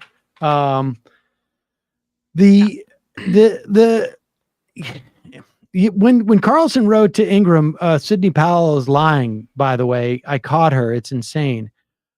Is she saying that she's lying about the servers? Like what? And then Ingram says Sidney is a complete nut. No one will work with her. Ditto with Rudy. Our viewers are good people and they believe it, Carlson said, making it clear that he did not. Well, that's because you're promoting it. Yeah, because of the signs you're like the messages you're sending, buddy. They're your because viewers. you have aggrandized Giuliani, because they all laid the foundation for this big vote stealing thing. It's amazing to watch this come back on them. Yeah. I'm really, really amazing. All right, do we have Matt or no? That's it. Yeah, his hotel Wi-Fi dropped out, it seems, so might not be able to get him back. Okay. Well, tell him thank you. Yeah, of course I will. Well, I guess we're gonna do Freebie Friday. Yeah, I mean it's almost 2. Almost 2. Yeah, that was plenty. We spent a lot of time on that. Shop.majorityreportradio.com. I'm being good here because the pre-order ends on Sunday night at midnight. Oh, is that right? Yeah. So for the M-Majority shirts, get them while you can. Shop.majorityreportradio.com. You're on top of this stuff more than I am. I am in pre-vacation mode, ladies and gentlemen. Yeah. It's not going to be it's vacation, but it's not vacation-y. Let's put it that way. I'm gonna be doing a lot of stuff, but let's. What should we get to here? That. Ooh, I mean, I think that maybe we want to just go right into Jimmy Dore on Tim Pool. Oh, let's do that. Sure. I just saw on IM too that apparently he was on. He's been doing the rounds. I guess he's doing like a tour. Yeah. And let's see. Where was that? He went on the PBD podcast. I'm not sure what that is, and rated Ron Paul, Tulsi Gabbard, and Matt Gaetz and Trump more anti-establishment than AOC and Bernie Sanders. I mean, like, but who cares about being anti-establishment? Well, what does it mean to be anti-establishment? Like, what it means you don't want to actually take on capitalism. This is the classic reactionary mind. Mm-hmm. It is the classic reactionary mind, which is you portray yourself as anti-establishment to reassert the pre-existing order of things. Yes. Like, okay. Tulsi Gabbard, I don't know exactly what she's railing against, but fundamentally, if you believe that the establishment is made up of capital controlling our society, if you believe that white men have controlled our society, if you believed that some people are, historically marginalized, this is what these people are pushing is to just simply reestablish that exact same different sets of hierarchies. There's no, I mean, Tulsi Gabbard and Matt Gaetz and Ron Paul, for that matter, are not going to assert the power of workers in any meaningful way. I mean, maybe not even a non-meaningful way. But and this is really just like, you can't really like say there's zero difference in the parties, although that's still sort of what he repeats. But he's actually saying that Republicans are better. Yes. And it's like, that's a theory. It is a theory. Let's listen. Government, do you know how much money that is? That's like 10 grand a week they pay him. That's 40 grand a month. He's talking Remember about when Fauci the here. left was maybe let's go back a little bit. Yeah, just because he's making a point.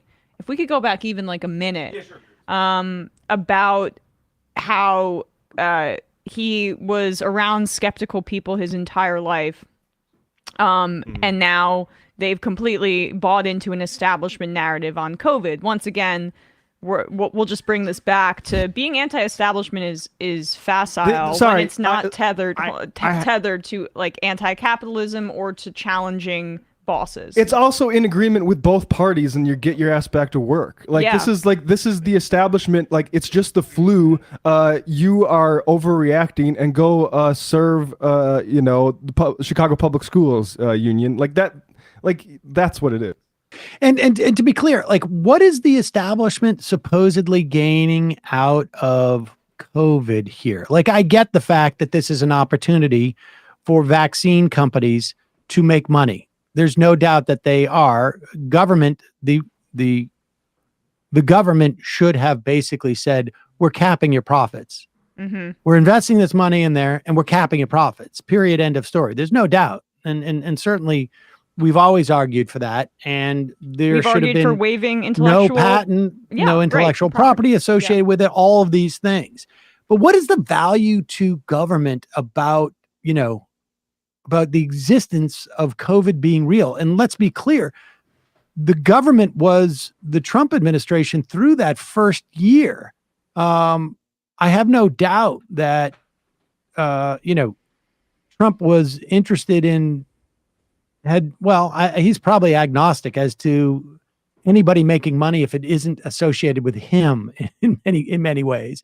But I mean, it is this fantasy that COVID was some type of like control mechanism, that there weren't like that this was a plan by government to control people, as opposed to there may be failures of responses in different areas because of the nature of a once in literally a lifetime pandemic. Hopefully it will be going forward as well. But it's so, if you follow the thread, the premise, you realize this is Alex Jones territory, period. Well, it's interesting because he's reevaluated his infamous interaction with Alex Jones. This is probably also because it's New Bedfellows. But this is also directly in the face of, say, the Amazon union or Starbucks workers saying we need more protections and stuff like that. Like, this is a pro-boss. Like, the idea that this is anti-establishment. Like, there are people who aren't as sort of Marxist as I want, but like they are sort of anti-establishment. This is pro-establishment. Now, like he should be applauding like Joe Biden's like, no, come on, man, let's get back to work, because that's what he wanted. Audience to please people like us, so they write these crazy hit pieces that say that YouTube is radicalizing children to be Nazis and pedophiles and white supremacists and right wingers and all this stuff, and people are like, oh, and that's why all of a sudden overnight they dropped all their advertising on YouTube. Overnight that happened, and why did they do that? Because we're actually a threat to them, and so now we have all these rules of now I remember when this happened, and even the supposed establishment shills, we also had our advertising dropped. And the fact of the matter is, concerns. It is completely the case that YouTube radicalizes some people.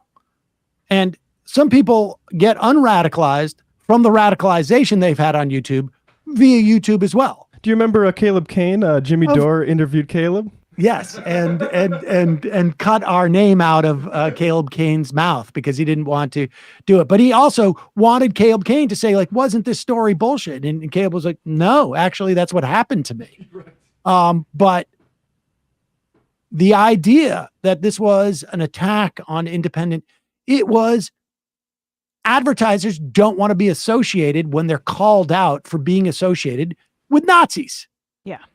Then with fascists and with bigots, they don't want to. And the reality is that business. the Daily Wire is still on there, and we know for a fact from the manifesto from the Quebec shooter, right, who shot up the mosque, that one of his the things he was most interested in viewing was Ben Shapiro, particularly Ben Shapiro. Yep. Yeah. Yeah. So. I mean, of course, it has this impact, and of course, Actually, none of this advertisers. matters. This is just for fun. We're doing this. It actually has no impact on the real world. I'm just sitting here making money. Like, is that his theory? Yeah, I guess. And then the other thing too is that, like, if what you're doing has this import, then the money is secondary. Mm-hmm. Well, right. It is interesting. Theoretically, we really should.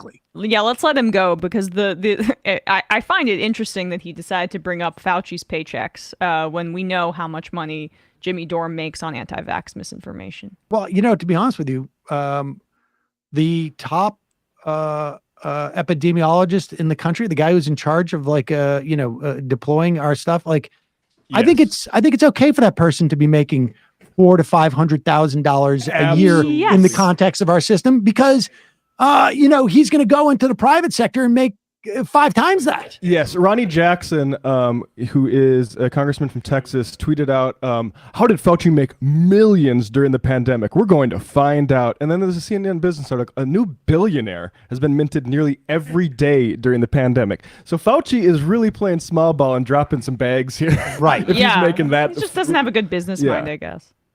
And why did they do that? Because we're actually a threat to them. And so now we have all these rules of how we can talk and and it's the old saying is who you can't criticize rules over you. Well, we can't criticize the COVID narrative in the way it deserves to be on YouTube. And who owns that? That's Big Pharma. So you can't. Big Pharma has captured the FDA. Big Pharma has captured the CDC. Fauci is a pathological liar and criminally corrupt. That's why he's been able to have that job for 43 years, and he's the highest paid person in government. He makes almost $500,000 a year in government. Do you know how much money that is? That's like $10,000 a week they pay him. That's $40,000 a month. You can calculate Remember that when the quickly. left? You know was how much money about he's making at? So hold a pause it. You know how much money he's making as a YouTube guy, or the guy Tim Pool he's sitting next to? Yeah, that's what I'm saying. Yeah, if Tim Pool was making $10,000 a week, there would be alarm bells going off in his studio. Like the idea that Tim Pool at Fusion was making $250,000 a year more than Fauci. And I can assure you that Tim Pool is making that money times, I don't know, X. But it's not 1 and it's not 2. Yeah. I mean, you're worried about Anthony Fauci making $10,000 a week. If Tim Pool, and I bet, Jimmy Dore was making $10,000 a week, that would be like a 5-alarm fire for like, our business is going down the tubes.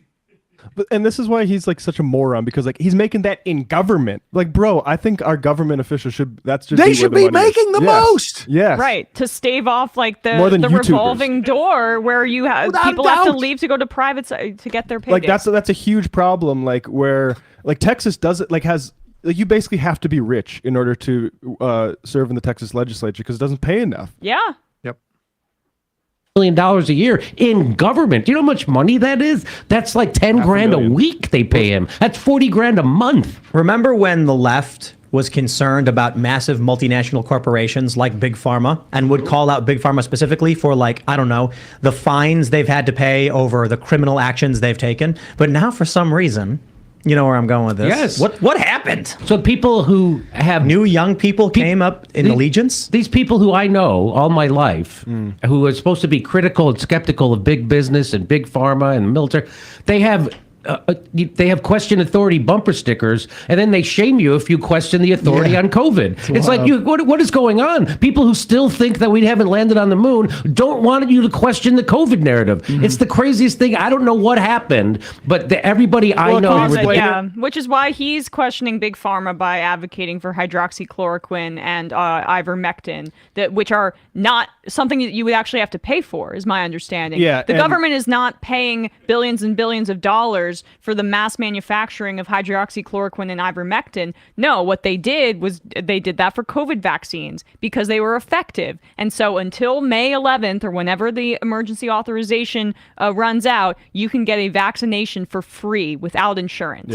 We need to stand against pharma by doing prophylactic ivermectin trials for $25 a month. And like, let's be explicit about like why pharma is okay with Jimmy Dore here. The real demands that we should be making to pharma is the vaccine is a public, freely available good, and that IP is shared throughout the world. All of this bullshit about is it secretly killing you? Like, that's doing cover for pharma. That's like That's like that's what this is. So Jimmy is a pro pharma flack right now. Totally. And let's also be clear.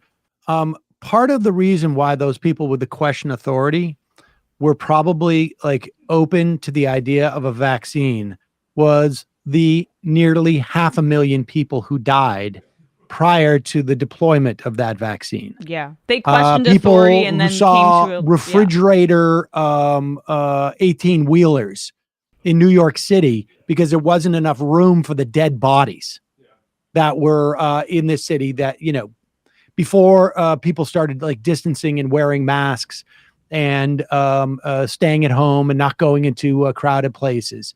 There was mass death in places where people were concentrated in this country. That tends to make you think like, okay, we need a solution here. And even if people were too like sort of readily willing to accept what Big Pharma was doing here, there is absolutely no evidence that the vaccine is anything but better than getting COVID. Absolutely. And certainly we should we should have limited their profits or had an upside on it or owned it or whatever it was. And we've talked about that ad nauseum. But the idea that the mere existence of it and I don't know anybody who has spent more time on big pharma malfeasance in the context of lawsuits and whatnot. I did a show with the biggest tort attorney in the country for years. I will go to that tort conference every year, hear story after story after these things. But the bottom line is that there are medicines. I find it very hard to believe that Jimmy Dore doesn't take any medicine from Big Pharma that are effective. And you need to sort of like make an argument instead of just sort of saying Big Pharma are corporate and are willing to risk people, risk the health of people because they are. But also, I'll take an Advil. I will take, I will take Ambien. I will take whatever, like a whole host of medicines. You'll exist in society. Well, like, but it's but it's also just sort of like the idea that there is everything that pharma puts out, because that's what you'd have to believe. You'd have to believe the idea that as just a blanket statement that everything that pharma produces is a fiction. And there is absolutely no recourse. That is not the case. No. It is simply again, he's advocating over and over again and has been for pharmaceutical products made by the same damn manufacturers of these vaccines on his program time and time again. Continue. Yeah.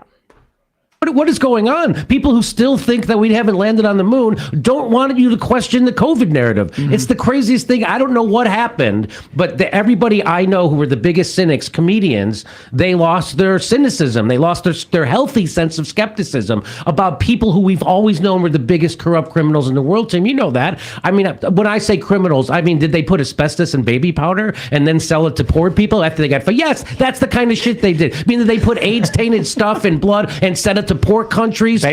Yes, they did. They gave people did they sell you heart medicine they knew was going to give you a heart attack? Yes, they knew it, and they did it anyways. So what would be any different than now? It turns out fucking nothing, except I'm sorry, effing nothing, but they have more control of the media. How much has they made $100 billion off of COVID?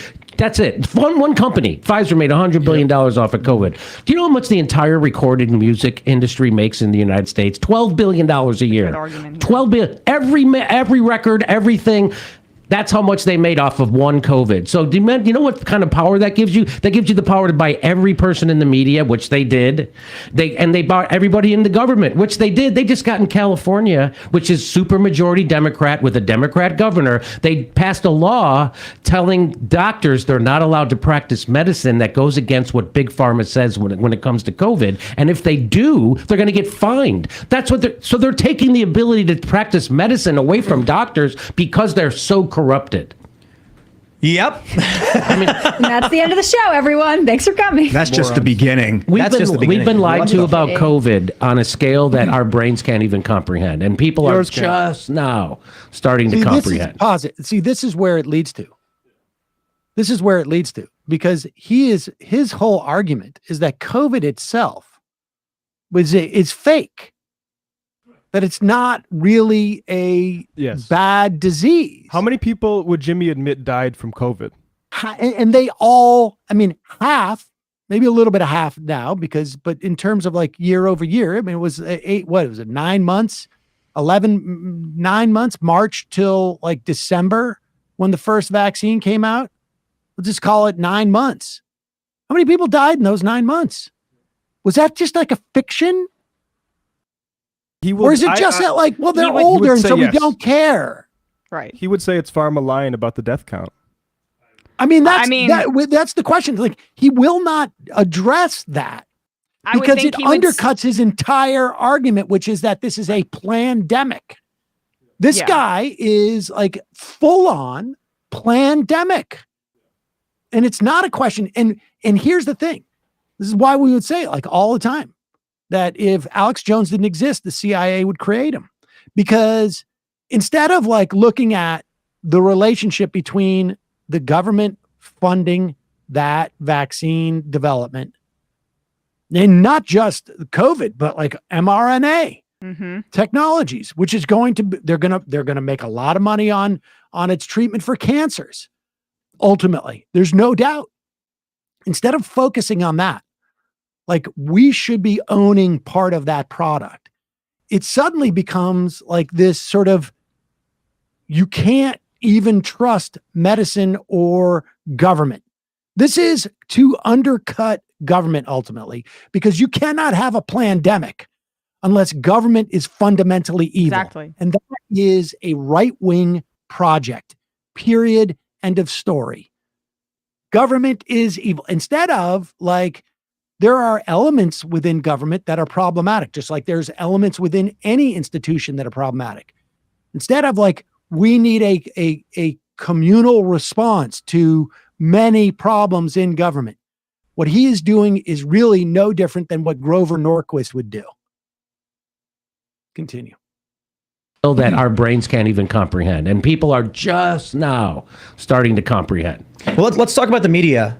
So I hate to actually talk about some of these people because they don't deserve the attention, but you worked with the Young Turks for a long time, and I've known them for a bit. And the interesting thing is that it's not just the corporate press that we've seen all of a sudden. Look, we know that everything's brought to you by Pfizer. We know the unholy satanic dancing or whatever performance was brought to you by Pfizer. We know that all these talk shows are brought to you by Pfizer. Yes. I get it.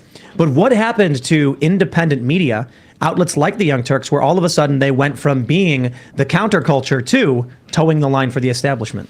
I just think Trump happened, and so they became, you're either with us or against us. and they didn't want to be on the outside. It's cult thinking now to be a Democrat and a Democratic voter. It's a cult thinking. Pause it for a now, moment. Where's the logic here?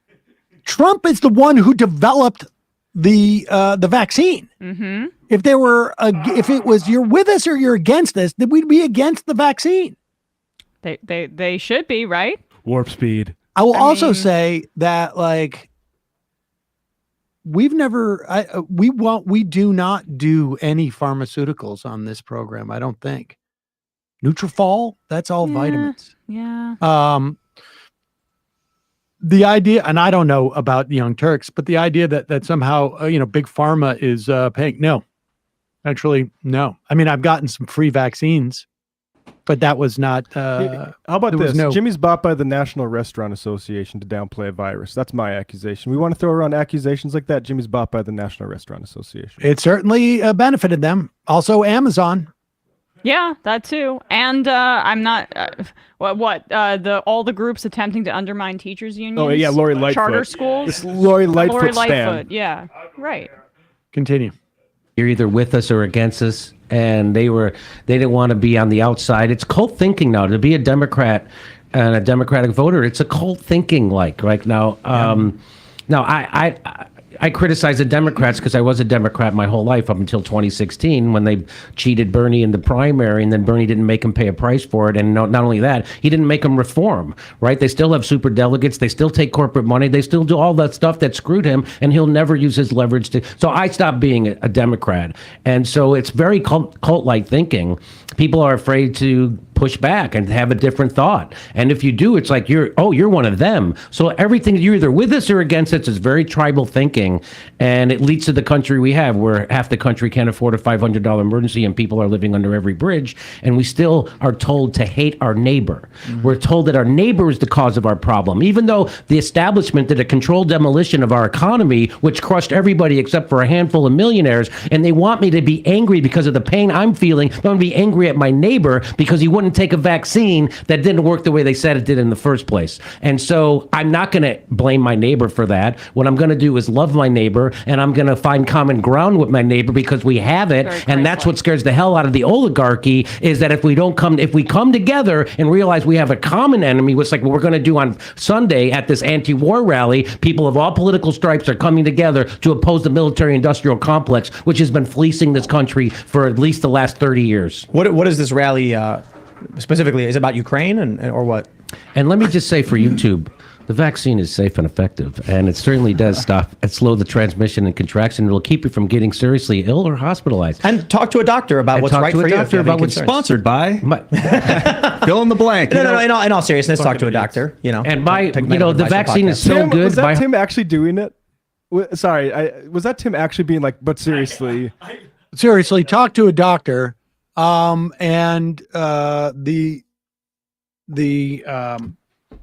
No mention of incidentally, a lot of people can't afford to talk to a doctor.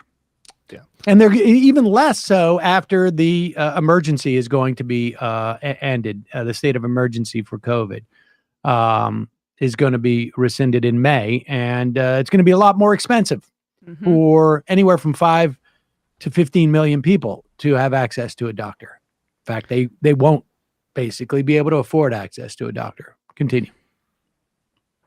And it certainly does stop and slow the transmission and contraction. It'll keep you from getting seriously ill or hospitalized. And talk to a doctor about what's right for you. Talk to a doctor about what's sponsored by. Fill in the blank. No. In all seriousness, talk to a doctor. And the vaccine is so good, my heart swells with pride. You got the vaccine. Sorry, pride. pause Yes. it. Like Jimmy does this all the time. He reposted. You can look on his feed yesterday. Some anti-vax moron saying, "Look at all these heart stuff that happened from 2020 on." Yeah, it's COVID. COVID causes worse myocarditis than the vaccines. Myocarditis from the vaccines is generally way less severe than COVID, or than from COVID. And COVID actually causes these heart attacks. And Jimmy Dore has been covering it, downplaying this virus, calling it the flu the entire time. And to the extent that he's persuaded anyone not to get the vaccine, he's led their heart to be in way more jeopardy than it needs to be. And we should say also, there's no evidence that there is an increase in like athletes. It's just that now people are sensitive to it. Yes, there's this Died Suddenly documentary, and one of the very first things that they include is this kid dropping on a basketball court, as in 2019. There you go. All right, we don't need to see any more of that. Yeah, I really hate that guy. My God. That's.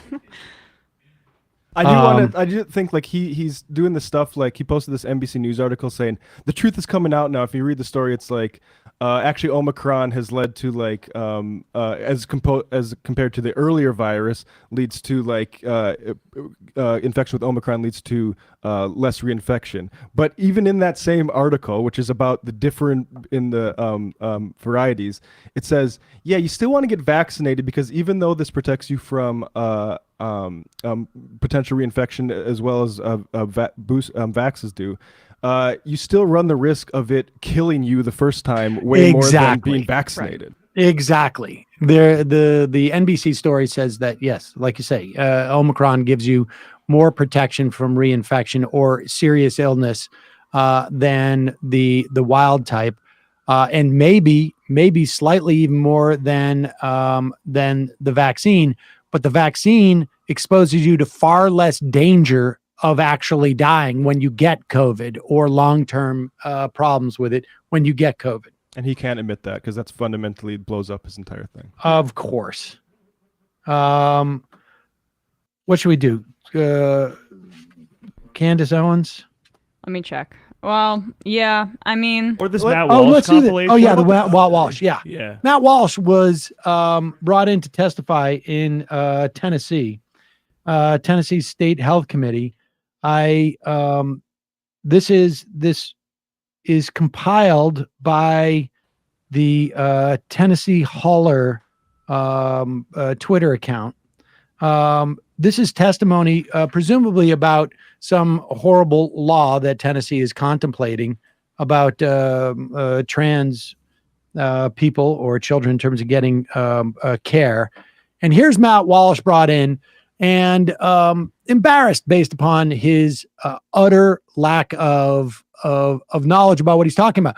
We played that clip of him on Rogan, where what did he say? He said millions of kids were undergoing transition care in this country. And because there had been like a week or two earlier controversy about Joe Rogan spreading the litter boxes in schools conspiracy theory, claiming that he had heard it from somebody who was actually a teacher or secondhand, something like that, they actually did a fact check. And it was something like 5,000 or in the thousands over a 5-year period. Yes. So Matt Walsh, expert, asked to testify on trans care, did a documentary, went to Africa to ask people about what a woman is. This is his beat. Doesn't know basic facts about how many kids are undergoing trans-affirming care in this country, but still expert witness in Tennessee.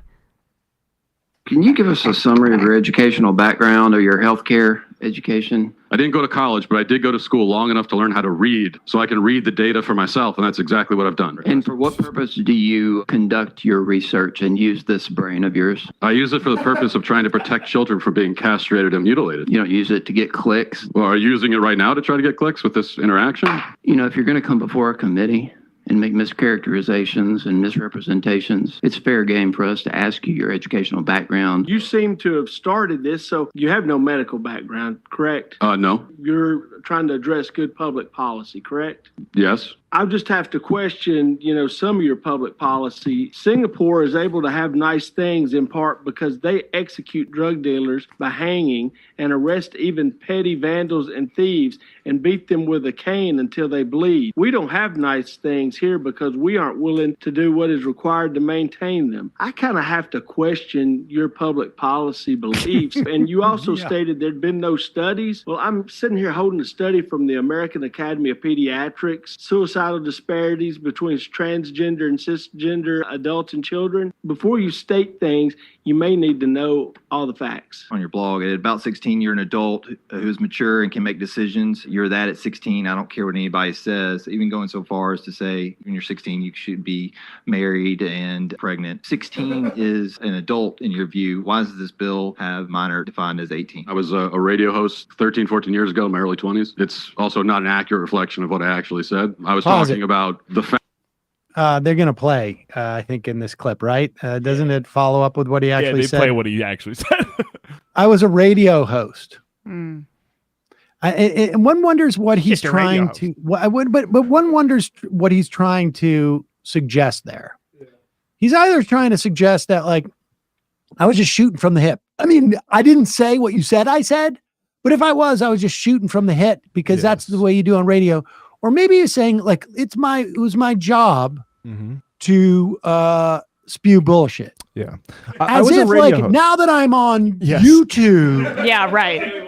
There's far greater standards. Yeah, I was on the FCC monitored radio, so I was shooting wildly there. But now I'm on YouTube. Yeah, now I'm on YouTube. No, he's making a lot of money now. Now he's an expert. So, but also 13 years ago, his lack of credentials or knowledge about basic subjects, I mean, should not be taken seriously. But even though he hasn't updated any of his credentials, now he should be testifying to take trans affirming care away from kids. He's been around the block. Right. That put some millions in his pocket is what he means. Who's mature and can make decisions. You're that at 16. I don't care what anybody says, even going so far as to say when you're 16, you should be married and pregnant. 16 is an adult in your view. Why does this bill have minor defined as 18? I was a radio host 13, 14 years ago in my early 20s. It's also not an accurate reflection of what I actually said. I was talking about the fact that people tended to marry young historically, and that's all that was about. How does that relate to this? To all of a sudden act like this phenomenon of girls getting pregnant at a young age that we consider young, 16 or 17, to act like it's a new thing is ridiculous. It's always been that way. Girls between the ages of like 17 and 24 is when they're technically most fertile. Recently, in the last 30 years or so, we decided that's way too young to start a family. So what I'm saying is that the problem is not per se teenage pregnancy, it's unwed pregnancy. That's the problem in society. So in other words, what he was saying is that it historically it was this way, and we should still maintain it just as long as these young girls are the property of an older husband, I guess, presumably. Yeah, he should do some thought experiments with JP, with Jordan Peterson. Yeah, he's a freak. But that was satisfying. I mean, we need to see more of this from lawmakers and sort of hospital administrators, medical professionals, and people like that, because I don't think us on YouTube is going to be able to like turn it back when they're passing laws. Like North Dakota's already passing a law banning gender stuff and including a type of like a tip line sort of system is Texas. Idaho's just making it a felony, any trans affirming care for minors. But like that's why they have to continue bringing on guys like Matt Walsh, because they're running out of cranks and just kooks who have the credentials to be their fake medical experts, even though it's very, differs from what the general consensus is. So they're bringing on like literal right-wing propaganda artists. Should we go from one transphobe to another? Candace Owens? Yeah, this clip's pretty disgusting. So I don't know. Can we do the dog guy instead? I mean, I kind of had which my one fill is of that? Freaks. The Bradley, what number is that? Yeah, this one's good. I can set it up if you want, Sam. What number? Number 6. No, wait, it's not 6. 7. 7. Number 7, Sam. Oh, okay, yeah, all right. Okay, yeah, this. Oh, yeah, do this one. Good. Oh, do you want me to set it up? Okay. Yeah, you set it up. Yeah. So here's a Minnesota State Representative John Jasinski. Senator, in fact. Oh, I'm sorry, Senator. He is here voicing his opposition to a marijuana legalization bill that they're discussing in committee. But the reasoning that he has for why this bill shouldn't pass is that some dogs might be unemployed. Yeah. Makes sense. The police dog discussion of all that and retraining, what's going to cost our local law enforcement agencies who've done these dogs, who've spent thousands and thousands of dollars on these dogs to get these dogs drug trained, and now they're going to have to be retired. That's a big issue. I was the mayor of Faribault and actually did a fundraising campaign to raise money to get a police dog, to have a drug dog, and now that money is going to go away because these dogs can't be used anymore, given that. So there's a huge cost there. It's this. I mean, that's literally definitionally the sunk cost fallacy. Like, we paid for the dogs to do all the drug sniffing, so I mean, we gotta keep it illegal. Yeah, right. I mean, what would they do without those dogs? Without their sense of purpose, right? Well, They would be unemployed. I mean, we have to work the dogs until they're dead. And I was joking on Twitter. It's like one of those stories you see about 86-year-old woman's a waitress still at Waffle House. 24-year-old drug sniffing dog still at it just because he needs to feed his family.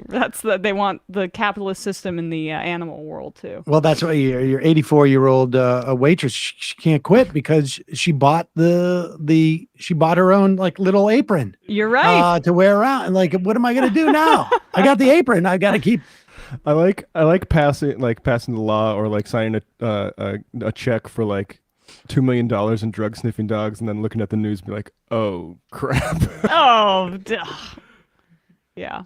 Wait, the dogs could be redeployed to find stolen marijuana. Honestly. That's true. Yeah. I mean, this is also true of just cops themselves instead of just police dogs, right? Yeah. Like this is a large motivation of why we're maintaining this a prohibition because like we have cops that want jobs. They'll make the same argument about don't take my tanks away or I shouldn't say tanks, but like militarized vehicles, weaponry, all that kind of stuff. We already paid for this stuff and there are toys. All right, let's read some IMs and we'll get out of here. Sounds good. Jazz Apple. Thanks, MR Crew, for lively and spot-on discussion yesterday regarding Taibbi and Greenwald's bullshit grift. I'm so frustrated with those two clowns. I'm happy you dished out some reality. I wish they'd come on the show for a spanking. Keep up the great work. Daredevil. Hey, I don't know if you're taking calls today, but I would love to call in and debate men's rights. 804 area code regardless. Love the show. Daredevil, thank you. We're not taking calls today. We'll have to do that in the future. Limecat had a great dream last night where I got to guard Elon Musk and he was able to continuously frustrate him with a smothering defense and fouls that were never called. Very satisfying to see his entitled face not get the favorable treatment he expects. 5 stars. Do recommend. Sorry, that last text was a basketball game. All out of bubblegum. Speaking of Tesla, on the M-Majority report yesterday, did you also catch Amazon's autonomous vehicles hitting public roads in San Francisco? That I mentioned they have no steering wheel or brake pedals and top speed of 75 miles an hour. Oh my God. Jesus. Future, baby. Maybe. Jibber jabber. Isn't Hello Tushy technically a movement partner? Fair enough. Well right. done. Yeah. Josh from St. Louis. Hope you'll ask Ryan Grimm about his excellent piece on the villages. Adam Matley. My immediate family is not super into politics, but I'm noticing they're surrounded by a community of conservatives that are casually introducing them to right-wing propagandists. Unfortunately, anytime I try and point this out, my family takes it as a personal insult. Just looking for suggestions to push back without sending like a jerk know-it-all. You got to send them stuff, I guess. I'm not sure exactly how you operate with that. Yeah, Catskill Boy. Try to meet their concerns and suggest your own media figures, I guess. Pete also made some snarky comment on Twitter where he brushed off criticism by saying, now, if you'll excuse me, potholes need fixing.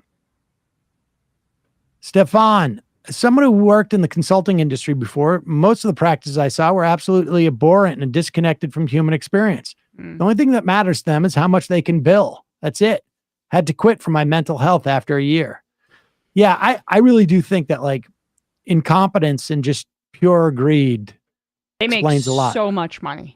So, consultants, like, I just anecdotally, I've had friends that have I don't actually have any friends, but people I know that literally went in because it's like you make so much money right out of college. I still remember my freshman intro to comm theory class. This was right before the sort of financial crisis completely I think it sort of like dawned on everyone how significant it was going to be. and he said, if you want to make big money with this degree, go into consulting. Mm-hmm. Looking forward, bingo dango, to Matt Taibbi's The Fox News Files Twitter thread about all these juicy documents that expose a clear conspiracy on the part of Fox News to try and influence election results. Burst out laughing. Fun fact, that door quote, to find out who rules, you see who you can't criticize, is a quote from a literal Nazi referring to Jews in Weimar, Germany. Jesus. Not a surprise to me. Dayglow Lefty. Sam, if you somehow get to debate Jordan Peterson, you should do it in your Hugo voice. That would actually be really funny. That would actually be really funny. Pim Tool. Yes, big hell on earth listener here, Matt Christman. Tell the MR crew about Arch buses. Teach those dogs how to play fetch. All right, 5 more.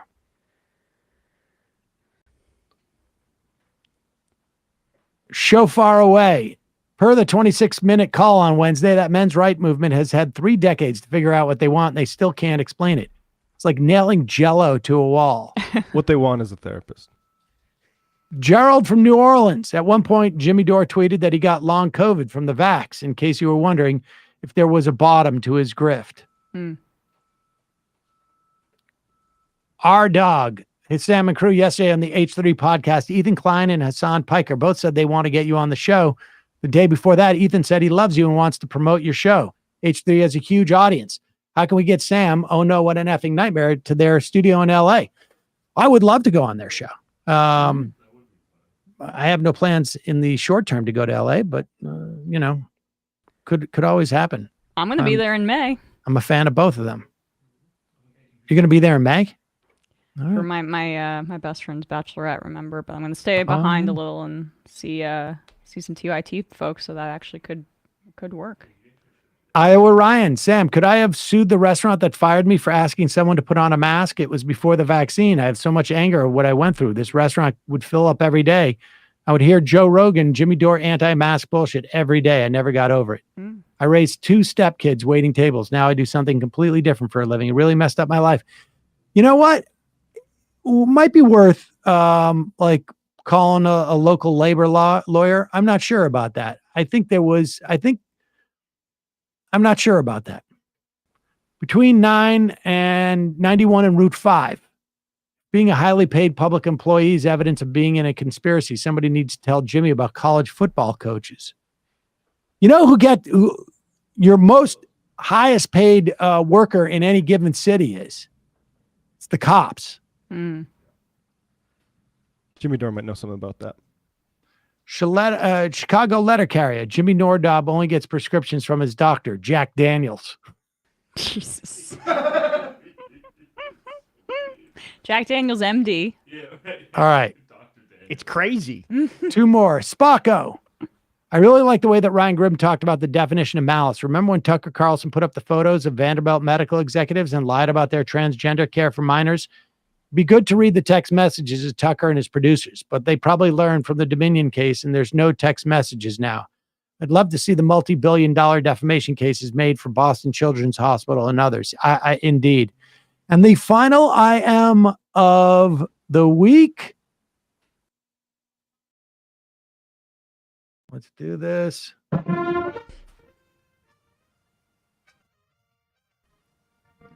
Emma Rhodey, NYC. Emma telling a men's rights activist that he's acting hysterical while he was, in fact, being hysterical had to be the best on the internet this week, hands down. That was good. Yeah, I realized that when he was calling in saying he was a liberal, he was probably trolling, right? Like trying he's very confused. Like, I don't know if he's in control of himself. Maybe that's right. He is over emotional. I mean, he wanted to talk about MAGA Latinos, and that was a fever dream that we were a part of. Right. Folks, El Conniption, read my IM, please. Please. I just did.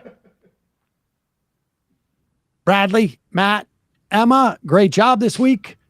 See you guys. Oh, I'm out for a week. Yeah. Wow.